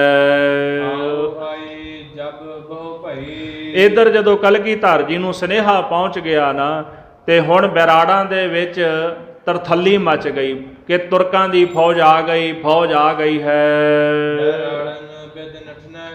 ਉਹ ਜਿਹੜੇ ਬੈਰਾੜ ਗੁਰੂ ਸਾਹਿਬ ਨੂੰ ਕਦੇ ਕਿਸੇ ਪਿੰਡ ਕਦੀ ਕਿਸੇ ਪਿੰਡ ਲੈ ਕੇ ਜਾਂਦੇ ਸਨ, ਤਨਖਾਹ ਨਾ ਮਿਲਣ ਤੇ ਦੰਗਾ ਮਚਾ ਦਿੰਦੇ ਸਨ। ਤੇ ਸਾਧ ਸੰਗਤ ਜੀ ਉਹਨਾਂ ਨੇ ਵਿਧ ਬਣਾਏ ਲਈ ਵੀ ਨੱਠ ਜਾਓ, ਹੁਣ ਮੌਕਾ ਹੈ, ਜੇ ਨਾ ਨੱਠੇ ਤੇ ਪਕੜ ਕੇ ਤੁਰਕ ਸਾਨੂੰ ਮਾਰ ਦੇਣਗੇ। ਉਹਨੇ ਜਲ ਕੇ ਲੈ ਭਰਾਏ, ਉਹਨਾਂ ਨੇ ਆਪਣੇ ਜਲ ਦੇ ਜਿਹੜੇ ਕੂਨੇ ਸਨ, ਛੋਟੀਆਂ ਮਸ਼ਕਾਂ ਨੂੰ ਕੂਨੇ ਕਹਿੰਦੇ ਨੇ, ਉਹ ਮਸ਼ਕਾਂ ਭਰਾ ਲਈਆਂ ਜਲ ਦੀਆਂ। ਲੈਨੀ ਰੋਹੀ ਲੰਬੀ ਤਕਾਏ, ਉਹਨਾਂ ਨੇ ਵੇਖ ਲਿਆ ਵੀ ਰੋਹੀ ਦਾ ਲੰਬਾ ਇਲਾਕਾ ਹੈ, ਉਜਾੜ ਨੇ, ਇੱਥੋਂ ਚੱਲ ਕੇ ਜਦੋਂ ਦੂਜੇ ਪਾਸੇ ਨਿਕਲਾਂਗੇ ਤੇ ਲੰਮਾ ਸਮਾਂ ਲੱਗ ਜਾਏਗਾ। ਉਧਰ ਪਾਣੀ ਦੀ ਕਿੱਲਤ ਬੜੀ ਸੀ, ਪਾਣੀ ਬਹੁਤ ਥੋੜਾ ਹੁੰਦਾ ਸੀ ਉਸ ਇਲਾਕੇ ਦੇ ਵਿੱਚ, ਇਸ ਕਰਕੇ ਮਸ਼ਕਾਂ ਭਰ ਕੇ ਨਾਲ ਲੈ ਲਈਆਂ ਕਿ ਹੁਣ ਰਾਹ ਦੇ ਵਿੱਚ ਲੋੜ ਪਵੇਗੀ। ਸੰਜਮ ਔਰ ਮਝਲਨ ਕੀਆ, ਜਿਹੜੇ ਸਿੱਖ ਮਹਾਰਾਜ ਕਲਗੀਧਰ ਜੀ ਦੇ ਨਾਲ ਸਨ ਉਹ ਸੰਜਮੀ ਸਿੱਖ ਤੇ ਸਿਦਕੀ ਸਿੱਖ ਸਨ। ਮਨ ਬਾਂਧਿਓ ਮਰਨੇ ਪੁਰਹੀਆ, ਉਹਨਾਂ ਨੇ ਆਪਣੇ ਹਿਰਦੇ ਦੇ ਵਿੱਚ ਧਾਰਨ ਕਰ ਲਿਆ ਵੀ ਕੁਝ ਵੀ ਹੋ ਜਾਏ ਅਸੀਂ ਗੁਰੂ ਸਾਹਿਬ ਜੀ ਦੇ ਨਾਲ ਹੀ ਰਹਾਂਗੇ ਤੇ ਆਪਣੇ ਪ੍ਰਾਣ ਜਿਹੜੇ ਨੇ ਸਤਿਗੁਰਾਂ ਦੇ ਚਰਨਾਂ ਤੇ ਨਿਸ਼ਾਵਰ ਕਰ ਦਿਆਂਗੇ। ਸਤਿਗੁਰ ਦੇ ਸਲਾਹੇ, ਜਿਹੜੇ ਬੈਰਾੜ ਸਨ ਉਹ ਕਲਗੀਧਰ ਸੁਆਮੀ ਨੂੰ ਸਲਾਹਾਂ ਦਿੰਦੇ ਹਨ। ਚਲੋ ਰੋਹੀ ਕਿਤ ਲੰਮੇ ਦਾਏ, ਕਹਿੰਦੇ ਸਤਿਗੁਰੂ ਸਾਡੇ ਨਾਲ ਚੱਲੋ, ਰੋਹੀ ਦੇ ਜੰਗਲ ਦੇ ਇਲਾਕੇ ਵਿੱਚ ਆਪਾਂ ਕਿਤੇ ਦੂਰ ਨਿਕਲ ਜਾਂਦੇ ਹਾਂ, ਅਗਾਂਹ ਦੀ ਅਗਾਂਹ ਚੱਲਦੇ ਜਾਵਾਂਗੇ ਤੇ ਤੁਰਕਾਂ ਨੂੰ ਪਤਾ ਨਹੀਂ ਲੱਗੇਗਾ। ਸਤਿਗੁਰ ਕਹੀ ਕਿਆ ਲੋਕਨ ਹਾਲ, ਸਤਿਗੁਰ ਜੀ ਕਹਿਣ ਲੱਗੇ ਵੇਖੋ ਇਹਨਾਂ ਲੋਕਾਂ ਦਾ ਹਾਲ ਕੀ ਹੈ, ਉਂਝ ਤਾਂ ਸੂਰਮੇ ਖਵਾਉਂਦੇ ਹੋ ਆਪਣੇ ਆਪ ਨੂੰ, ਹਾਲੇ ਤੇ ਤੁਰਕਾਂ ਦੀ ਖਬਰ ਸੁਣੀ ਹੈ ਤੇ ਤੁਹਾਨੂੰ ਨੱਠਣ ਦੀ ਵੀ ਪੈ ਗਈ ਹੈ। ਸਜਾਦੇ ਜੋ ਹਮ ਨਾਲ, ਸਤਿਗੁਰੂ ਕਹਿੰਦੇ ਆ ਵੇਖ ਬਰਾੜੋ, ਆ ਵੇਖੋ ਮੇਰੇ ਸਿੰਘ ਮੇਰੇ ਨਾਲ ਤਿਆਰ ਬਰ ਤਿਆਰ, ਮਰ ਕੇ ਲੜ ਕੇ ਮੈਦਾਨੇ ਜੰਗ ਵਿੱਚ ਜੂਝ ਕੇ ਸ਼ਹਾਦਤ ਪ੍ਰਾਪਤ ਕਰਨ ਲਈ ਤਿਆਰ ਬਰ ਤਿਆਰ ਨੇ, ਤੇ ਆਪਣੇ ਵੱਲ ਵੇਖੋ ਹਲੇ ਤੁਰਕ ਆਏ ਨਹੀਂ ਤੇ ਤੁਹਾਨੂੰ ਨੱਠਣ ਦੀ ਪੈ ਗਈ ਹੈ। ਦੋਹਰਾ ਫੇਰ ਬਰਾੜਨ ਗੁਰ ਕਹੀ, ਜਹੋ ਸਿੱਖਨ ਸਾਥ ਨਿਭਾਹੋ। ਬੈਰਾੜ ਕਹਿਣ ਲੱਗੇ ਮਹਾਰਾਜ ਫਿਰ ਤੁਹਾਡੀ ਮਰਜ਼ੀ ਹੈ, ਜੇ ਤੁਹਾਨੂੰ ਲੱਗਦਾ ਹੈ ਵੀ ਤੁਹਾਡੇ ਸਿੱਖ ਤੁਹਾਡੇ ਲਈ ਸ਼ਹਾਦਤ ਦੇ ਦੇਣਗੇ ਤੇ ਤੁਸੀਂ ਇਹਨਾਂ ਦਾ ਸਾਥ ਨਿਭਾ ਲਓ, ਇਹਨਾਂ ਦੇ ਨਾਲ ਰਹੋ, ਪਰ ਸਾਡੀ ਫਤਿਹ ਹੈ, ਆਪਾਂ ਚੱਲੇ ਆ ਇਥੋਂ, ਅਸੀਂ ਤੁਹਾਡੇ ਨਾਲ ਮੈਦਾਨੇ ਜੰਗ ਵਿੱਚ ਲੜ ਨਹੀਂ ਸਕਦੇ। ਪੜ ਮਾਰਗ ਸੋ ਪੈੜ ਪੜ ਜਾਉਗ ਬਟ ਉਤਰਾਹੋ। ਮਹਾਰਾਜ ਜੀ ਤੁਹਾਡੀਆਂ ਜਿਹੜੀਆਂ ਪੈੜਾਂ ਨੇ ਨਾ ਉਹ ਤੁਰਕ ਨਾਪਦੇ ਆ ਰਹੇ ਨੇ, ਉਹਨਾਂ ਨੂੰ ਪਤਾ ਵੀ ਤੁਸੀਂ ਕਿਹੜੇ ਕਿਹੜੇ ਪਾਸੇ ਨੂੰ ਗਏ ਹੋ, ਤੁਹਾਡੇ ਪਿੱਛੇ ਪਿੱਛੇ ਫੌਜਾਂ ਲੈ ਕੇ ਆ ਰਹੇ ਨੇ, ਸਾਡੀ ਗੱਲ ਮੰਨੋ, ਕਿਤੇ ਦੂਰ ਜਾ ਕੇ ਤੁਹਾਡਾ ਉਤਾਰਾ ਕਰਾ ਦਿੰਦੇ ਆ ਜਿੱਥੇ ਤੁਰਕ ਪਹੁੰਚ ਨਾ ਸਕਣ, ਤੇ ਜੇ ਤੁਸੀਂ ਸਿੱਖਾਂ ਦਾ ਸਾਥ ਨਿਭਾਉਣਾ ਤੇ ਉਹ ਤੁਹਾਡੀ ਮਰਜ਼ੀ ਹੈ। ਜੋ ਪਈ ਤੋ ਮਝਲਨ ਦੇ ਸਲਾਹੇ, ਜਿਹੜੇ ਮਝੈਲ ਸਿੱਖ ਸਨ ਮਹਾਰਾਜ ਦੇ ਨਾਲ, ਹੋਰ ਇਲਾਕਿਆਂ ਦੇ ਰਹਿਣ ਵਾਲੇ ਸਿੱਖ ਸਨ, ਉਹਨਾਂ ਨੇ ਦੋਨੇ ਹੱਥ ਜੋੜ ਕੇ ਮਹਾਰਾਜ ਨੂੰ ਬੇਨਤੀ ਕੀਤੀ ਹੈ।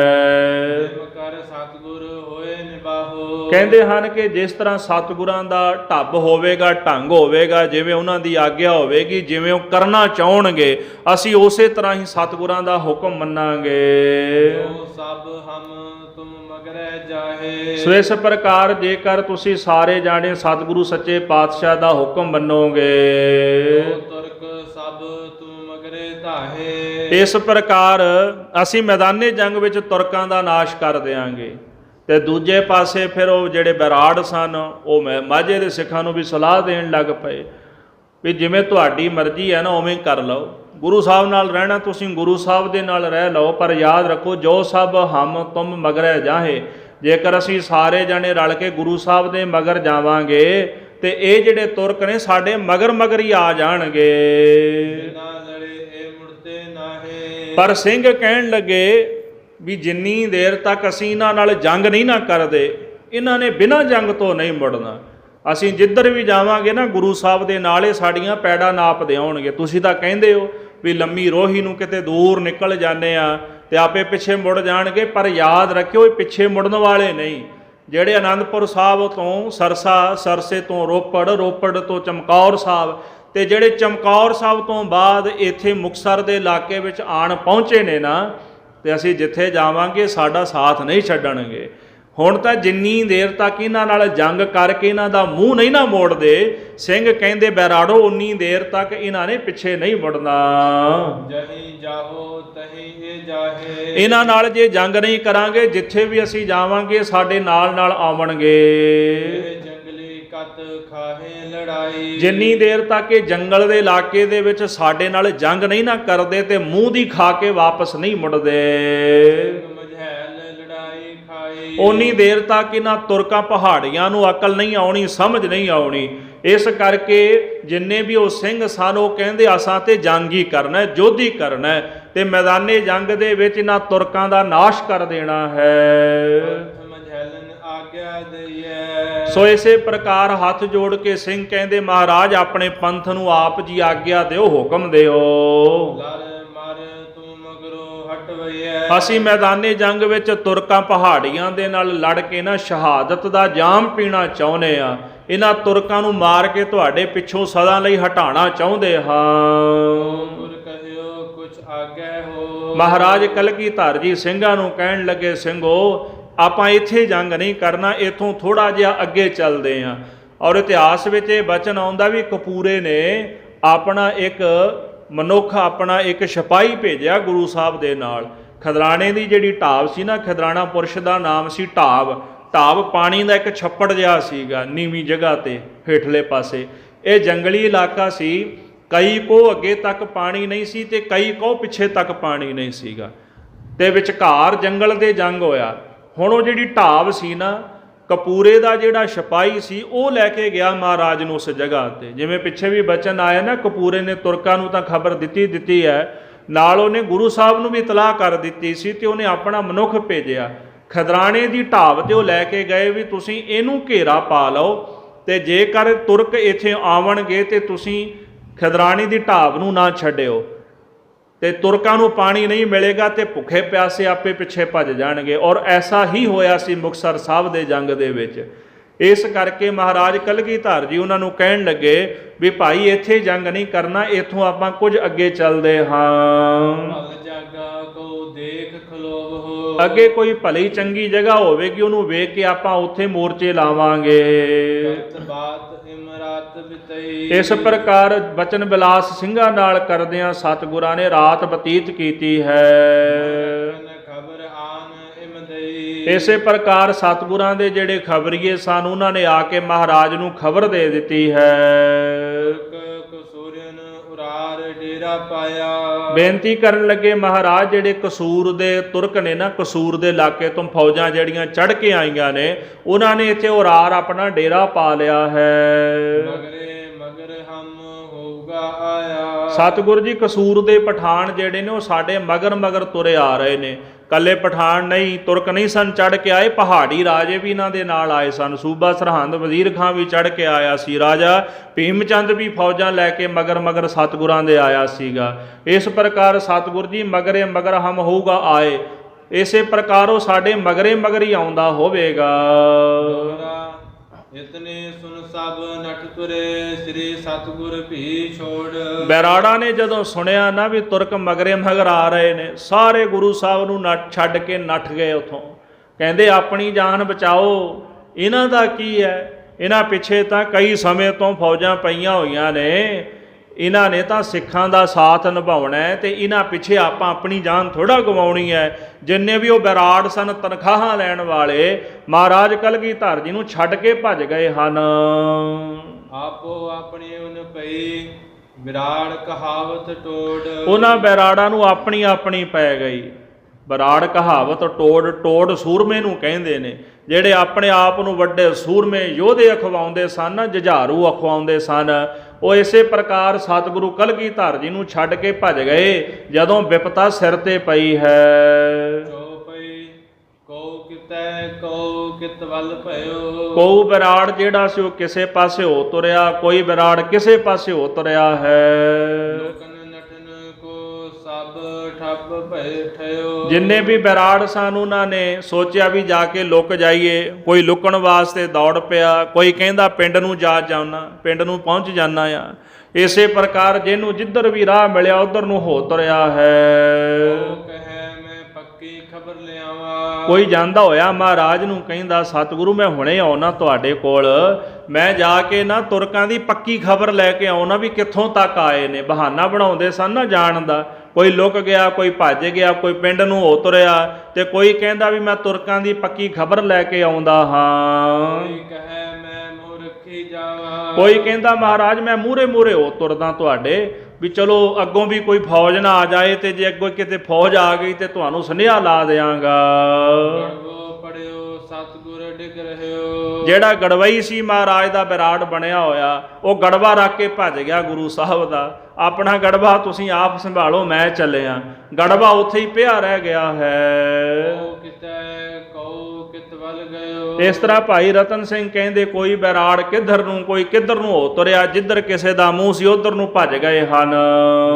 ਰੁਪਈਆ ਬੈਰਾੜ ਜੂ ਰੋਜ਼। ਜਿਹੜੇ ਬੈਰਾੜ ਰੋਜ਼ ਸਤਿਗੁਰਾਂ ਤੋਂ ਰੁਪਈਆ ਲੈਂਦੇ ਸਨ, ਬਿਤਰ ਭਈ ਸਭ ਉਨ ਫੌਜ। ਉਹਨਾਂ ਦੀ ਸਾਰੀ ਫੌਜ ਖਿੰਡ ਪੁੰਡ ਗਈ, ਕੋਈ ਵੀ ਬੈਰਾੜ ਉੱਥੇ ਟਿਕ ਨਾ ਸਕਿਆ।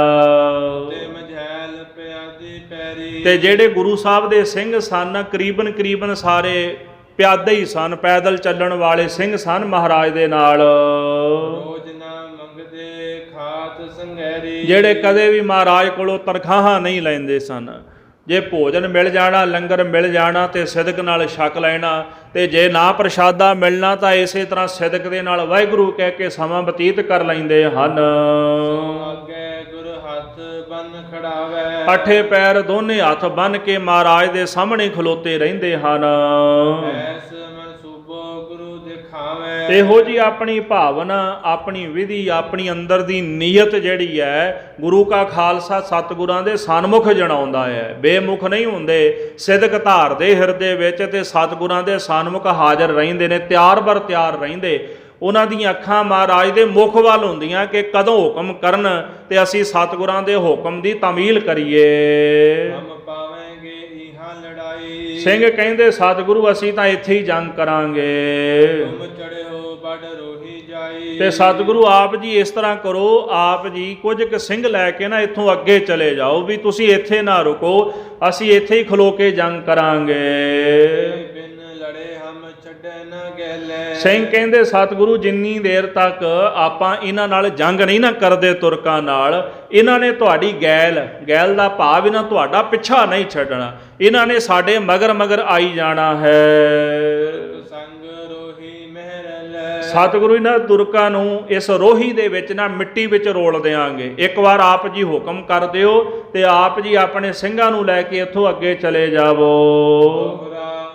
ਸ੍ਰੀ ਸਤਿਗੁਰ ਸੋਈ ਮਨੀ ਜੋ ਖਾਲਸੇ ਦੀ ਸਲਾਹੇ। ਮਹਾਰਾਜ ਕਲਗੀਧਰ ਦਸ਼ਮੇਸ਼ ਪਿਤਾ ਜੀ ਨੂੰ ਜੋ ਖਾਲਸੇ ਨੇ ਸਲਾਹ ਦਿੱਤੀ ਹੈ, ਗੁਰੂ ਸਾਹਿਬ ਨੇ ਖਾਲਸੇ ਦੀ ਸਲਾਹ ਮੰਨ ਲਈ ਹੈ। ਆਗੇ ਪਾਛੈ ਦੇਖ ਮੁੜ ਆਏ ਬੈਰਾੜ ਗੁਰ ਪਾਹੇ। ਸਤਿਗੁਰੂ ਜਦੋਂ ਇੱਥੋਂ ਥੋੜਾ ਜਿਹਾ ਅੱਗੇ ਚਲੇ ਗਏ ਨਾ, ਜਿੱਥੇ ਅੱਜ ਕੱਲ ਟਿੱਬੀ ਸਾਹਿਬ ਗੁਰਦੁਆਰਾ ਹੈ, ਉੱਚੀ ਜਗ੍ਹਾ ਤੇ ਮਹਾਰਾਜ ਉਹ ਟਿੱਬੇ ਤੇ ਜਾ ਕੇ ਖਲੋ ਗਏ। ਤੇ ਬਰਾੜਾ ਨੇ ਵੇਖਿਆ ਵੀ ਕੁਝ ਕੁ ਸਿੰਘ ਪਿੱਛੇ ਖਲੋ ਗਏ, ਮਹਾਰਾਜ ਅੱਗੇ ਲੰਘ ਗਏ, ਉਹ ਫਿਰ ਆ ਗਏ। ਕੁਝ ਕੁ ਵਾਪਸ ਮੁੜ ਕੇ ਆ ਗਏ। ਇਹਨਾਂ ਵਿੱਚੋਂ ਬਾਅਦ ਵਿੱਚ ਕਈਆਂ ਅੰਮ੍ਰਿਤਪਾਨ ਵੀ ਕੀਤਾ, ਕਈ ਤਾਂ ਭਾਜੀ ਗਏ ਸਨ, ਨਾਠੀ ਗਏ ਸਨ, ਤੇ ਕਈ ਥੋੜਾ ਜਿਹਾ ਸਿਦਕ ਰੱਖ ਕੇ ਵਾਪਸ ਮੁੜ ਆਏ ਵੀ ਚਲੋ ਚੱਲਦੇ ਹਾਂ ਗੁਰੂ ਸਾਹਿਬ ਦੇ ਕੋਲ। ਇਸ ਤਰ੍ਹਾਂ ਮਹਾਰਾਜ ਕੋਲ ਟਿੱਬੀ ਸਾਹਿਬ ਆ ਗਏ। ਹੁਣ ਜਿਨ੍ਹਾਂ ਸਿੱਖਾਂ ਦਾ ਜ਼ਿਕਰ ਚੱਲਦਾ ਹੈ, ਇਹ ਉਹ ਸਿੱਖ ਸਨ 40 ਸਿੱਖ ਜਿਹੜੇ ਮਾਝੇ ਦੇ ਇਲਾਕੇ ਵਿੱਚੋਂ ਚੱਲ ਕੇ ਆਏ ਸਨ। ਇਤਿਹਾਸਕਾਰ ਲਿਖਦੇ ਨੇ ਆਨੰਦਪੁਰ ਸਾਹਿਬ ਤੋਂ ਬਦਾਵਾ ਲੈ ਕੇ ਜਦੋਂ ਕੁਝ ਕੁ ਸਿੱਖ ਮਾਝੇ ਦੇ ਇਲਾਕੇ ਵਿੱਚ ਗਏ ਨਾ, ਇੱਕ ਵਿਦਵਾਨ ਨੇ ਬੜੀ ਸੁੰਦਰ ਕਥਾ ਲਿਖੀ ਹੈ। ਕਹਿੰਦੇ ਬੀਬੀਆਂ ਨੇ ਘਰ ਦਾ ਦਰਵਾਜ਼ਾ ਬੰਦ ਕਰ ਲਿਆ ਜਦੋਂ ਆਨੰਦਪੁਰ ਸਾਹਿਬ ਤੋਂ ਬਦਾਵਾ ਲੈ ਕੇ ਸਿੱਖ ਗਏ, ਤੇ ਆਪਣੇ ਬੱਚਿਆਂ ਨੂੰ ਅੰਦਰ ਜਾ ਕੇ ਲੁਕਾਉਣ ਲੱਗੀਆਂ। ਉਹ ਕਹਿੰਦੇ ਵੀ ਕੀ ਹੋ ਗਿਆ ਇਹੋ ਜੀ ਬੇਰੁਖੀ? ਸਿੰਘ ਕਹਿਣ ਲੱਗੇ ਇਦਾਂ ਦੀ ਬੇਰੁਖੀ? ਉਹ ਕਹਿੰਦੇ ਨਹੀਂ, ਇਹ ਬੇਰੁਖੀ ਸਹੀ ਹੈ। ਜਦੋਂ ਸਮਾਂ ਸੀ ਨਾ, ਗੁਰੂ ਨਾਨਕ ਸਾਹਿਬ ਦੇ ਘਰ ਵਿੱਚ ਖੁਸ਼ੀਆਂ ਸਨ, ਰਹਿੰਦੀਆਂ ਤਾਂ ਸਦਾ ਹੀ ਖੁਸ਼ੀਆਂ ਨੇ, ਪਰ ਜਦੋਂ ਸੁੱਖ ਦਾ ਸਮਾਂ ਸੀ ਨਾ, ਉਦੋਂ ਤੁਸੀਂ ਆਨੰਦਪੁਰ ਸਾਹਿਬ ਰਹਿੰਦੇ ਸੀ। ਔਖੀ ਘੜੀ ਵਿੱਚ ਗੁਰੂ ਨੂੰ ਛੱਡ ਕੇ ਆਏ ਹੋ। ਅਸੀਂ ਨਹੀਂ ਚਾਹੁੰਦੇ ਵੀ ਤੁਹਾਡਾ ਬੇਮੁਖਾਂ ਦਾ ਪਰਛਾਵਾਂ ਸਾਡੇ ਬੱਚਿਆਂ ਤੇ ਪਵੇ ਤੇ ਕੱਲ ਨੂੰ ਇਹ ਵੀ ਗੁਰੂ ਤੋਂ ਬੇਮੁਖ ਹੋ ਜਾਣ। ਇਸ ਕਰਕੇ ਤੁਸੀਂ ਘਰਾਂ ਦੇ ਵਿੱਚ ਨਾ ਵੜਨਾ, ਤੁਹਾਡਾ ਪਰਛਾਵਾਂ ਕਿਤੇ ਸਾਡੇ ਬੱਚਿਆਂ ਤੇ ਨਾ ਪੈ ਜਾਏ। ਦਰਵਾਜ਼ੇ ਬੰਦ ਕਰ ਲਏ। ਬੀਬੀਆਂ ਆਖਿਆ ਕਿ ਹੱਥ ਦੇ ਵਿੱਚ ਚੂੜੀਆਂ ਪਾ ਲਓ, ਆਹ ਦਸਤਾਰ ਤੇ ਸ਼ਸਤਰ ਸਾਨੂੰ ਦਿਓ, ਅਸੀਂ ਜਾ ਕੇ ਮੈਦਾਨੇ ਜੰਗ ਵਿੱਚ ਲੜਾਂਗੀਆਂ। ਮਾਤਾ ਭਾਗ ਕੌਰ ਜਿਨ੍ਹਾਂ ਜੰਗ ਕੀਤਾ, ਜਿਨ੍ਹਾਂ ਦੀ ਬੰਦੂਕ ਅੱਜ ਵੀ ਸੱਚਖੰਡ ਸ੍ਰੀ ਹਜ਼ੂਰ ਸਾਹਿਬ ਪਈ ਹੋਈ ਹੈ, ਜਿਹੜੀ ਤਾਂ ਚੁੱਕਣੀ ਔਖੀ ਹੈ, ਗਾਣੇ ਗਾਉਣ ਵਾਲਿਆਂ ਨੇ ਮਾਤਾ ਭਾਗ ਕੌਰ ਦਾ ਨਾਂ ਤਾਂ ਲੈ ਲਿਆ ਗਾਣੇ ਵਿੱਚ, ਕਦੇ ਉਹਦੀ ਬਹਾਦਰੀ ਬਾਰੇ ਸੁਣਿਆ ਸਮਝਿਆ ਕਿ ਉਹਦੀ ਬਹਾਦਰੀ ਕਿੰਨੀ ਕੁ ਵੱਡੀ ਹੈ। ਬੀਬੀ ਮਾਤਾ ਭਾਗ ਕੌਰ ਉਹਨੇ ਸਿੰਘਾਂ ਨੂੰ ਨਾਲ ਲਿਆ। ਜਥੇ ਦੀ ਅਗਵਾਈ ਕਰਦੇ ਸਨ ਭਾਈ ਮਾਨ ਸਿੰਘ ਹੋਰੀ, ਤੇ 40 ਸਿੱਖ ਸਨ ਗਿਣਤੀ ਦੇ, ਤੇ ਬੀਬੀ ਭਾਗ ਕੌਰ ਇਹਨਾਂ ਦੇ ਜਥੇ ਦੇ ਵਿੱਚ ਸ਼ਾਮਲ ਹੋ ਗਈ। ਤੇ ਇਤਿਹਾਸਕਾਰ ਲਿਖਦੇ ਵੀ ਮਰਦਾਵਾਂ ਭੇਖ ਬਣਾਇਆ ਸਰੀਰ ਤੇ ਬੀਬਾ ਨੇ, ਦਸਤਾਰ ਸਜਾ ਲਈ, ਪੁਰਸ਼ਾਂ ਵਾਲਾ ਭੇਖ ਬਣਾ ਲਿਆ, ਤੇ ਉਹਨਾਂ 40 ਸਿੱਖਾਂ ਦੇ ਵਿੱਚ ਰਲ ਕੇ ਖਦਰਾਣੇ ਦੀ ਢਾਬ ਤੇ ਆ ਗਈ। ਤੇ ਜਿਹੜੀ ਖਦਰਾਣੇ ਦੀ ਢਾਬ ਸੀ ਨਾ, ਉਸ ਢਾਬ ਨੂੰ ਘੇਰਾ ਪਾ ਲਿਆ ਚਾਰ ਚੁਫੇਰੇ ਆ ਕੇ। ਬਸਤਰ ਸਨ ਸਿੰਘਾਂ ਦੇ, ਚਾਦਰੇ ਸਨ, ਝਾੜੀਆਂ ਤੇ ਪਾ ਦਿੱਤੇ। ਦੂਰੋਂ ਲੱਗਿਆ ਵੀ ਵੱਡੇ ਵੱਡੇ ਤੰਬੂ ਲੱਗੇ ਹੋਏ ਨੇ।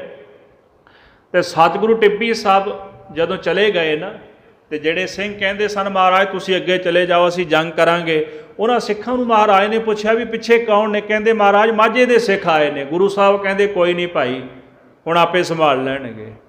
ਮਹਾਰਾਜ ਤਾਂ ਜਾਣਦੇ ਸਨ, ਕਿਉਂਕਿ ਉਹ ਅੰਦਰ ਦੀ ਭਾਵਨਾ, ਭਾਵੇਂ ਸਿੱਖ ਬਦਾਵਾ ਲਿਖ ਕੇ ਆ ਗਏ, ਪਰ ਭਾਈ ਮਾਨ ਸਿੰਘ ਜੀ, ਮਾਤਾ ਭਾਗ ਕੌਰ, ਉਹਨਾਂ ਦੇ ਅੰਦਰ ਦੀ ਭਾਵਨਾ ਨੂੰ ਤਾਂ ਮਹਾਰਾਜ ਜਾਣਦੇ ਸਨ ਵੀ ਕਦੇ ਸਮਾਂ ਆਵੇਗਾ ਹੀ, ਆਉਣਗੇ ਜ਼ਰੂਰ।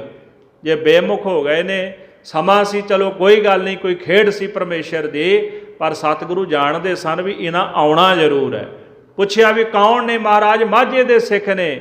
ਪਿੱਛੇ ਵੀ ਬਚਨ ਆਇਆ ਵੀ ਮਾਝੇ ਦੇ ਸਿੱਖਾਂ ਨੂੰ ਮਾੜਾ ਨਹੀਂ ਕਹਿਣਾ। ਬਰਾੜ ਨੂੰ ਭੇਜਿਆ ਨਾ, ਵੇਖ ਕੇ ਆ ਵੀ ਕੌਣ ਆਇਆ, ਕਹਿੰਦੇ ਜੀ ਮਾਝੇ ਦੇ ਸਿੱਖ। ਵੀ ਇਹ ਮਾੜੇ ਸਿੱਖ ਆ ਗਏ? ਨਹੀਂ, ਮਾੜਾ ਨਹੀਂ ਕਹਿਣਾ, ਇਹ ਮੇਰੇ ਪਿਆਰੇ ਨੇ। ਇਹ ਉਹੀ ਸਿੱਖ ਸਨ ਜਿਨ੍ਹਾਂ ਖਦਰਾਣੇ ਦੀ ਢਾਬ ਨੂੰ ਘੇਰਾ ਪਾ ਲਿਆ ਚਾਰ ਚੁਫੇਰੇ ਤੋਂ। ਜਿਸ ਤਰ੍ਹਾਂ ਉੱਥੇ ਜੰਗ ਹੋਇਆ, ਆਪਾਂ ਕੱਲ੍ਹ ਦੇ ਪ੍ਰਕਰਣਾਂ ਵਿੱਚ ਇਹ ਕਥਾ ਸਰਵਣ ਕਰਾਂਗੇ। ਸਮੇਂ ਦੇ ਲਿਹਾਜ਼ ਨਾਲ ਸਮਾਪਤੀ ਹੈ। ਸਾਹਿਬ ਸੱਚੇ ਪਾਤਸ਼ਾਹ ਜੀ ਦੇ ਇਤਿਹਾਸ ਦੀ ਵਿਚਾਰ ਕਰਦੇ ਹਾਂ। ਬੇਅੰਤ ਪ੍ਰਕਾਰ ਦੀਆਂ ਭੁੱਲਾਂ ਗਲਤੀਆਂ ਹੋ ਗਈਆਂ ਹੋਣਗੀਆਂ, ਅਣਜਾਣ ਸੇਵਕ ਜਾਣ ਕੇ ਖਿਮਾ ਕਰਨੀ ਜੀ। ਹੇ ਗੋਬਿੰਦ, ਹੇ ਗੋਪਾਲ, ਹੇ ਦਇਆਲ ਲਾਲ, ਪ੍ਰਾਣਨਾਥ ਅਨਾਥ ਸਖੇ ਦੀਨ ਦਰਦ ਨਿਵਾਰ। ਹੇ ਸਮਰੱਥ ਅਗੰਮ ਪੂਰਨ, ਮੋਹਿ ਮਇਆ ਧਾਰ। ਅੰਧਕੂਪ ਮਹਾ ਭਿਆਨ, ਨਾਨਕ ਪਾਰ ਉਤਾਰ। ਆਏ ਪ੍ਰਭ ਸਰਨਾਗਤੀ, ਕਿਰਪਾ ਨਿਧ ਏਕ ਅਖਰ ਹਰ ਮਨ ਬਸਤ, ਨਾਨਕ ਹੋਤ ਨਿਹਾਲ। ਵਾਹਿਗੁਰੂ ਨਾਮ ਜਹਾਜ ਹੈ, ਚੜੇ ਸੋ ਉਤਰੇ ਪਾਰ। ਜੋ ਸ਼ਰਧਾ ਕਰ ਸੇਵੰਦੇ, ਗੁਰ ਪਾਰ ਉਤਾਰਨ।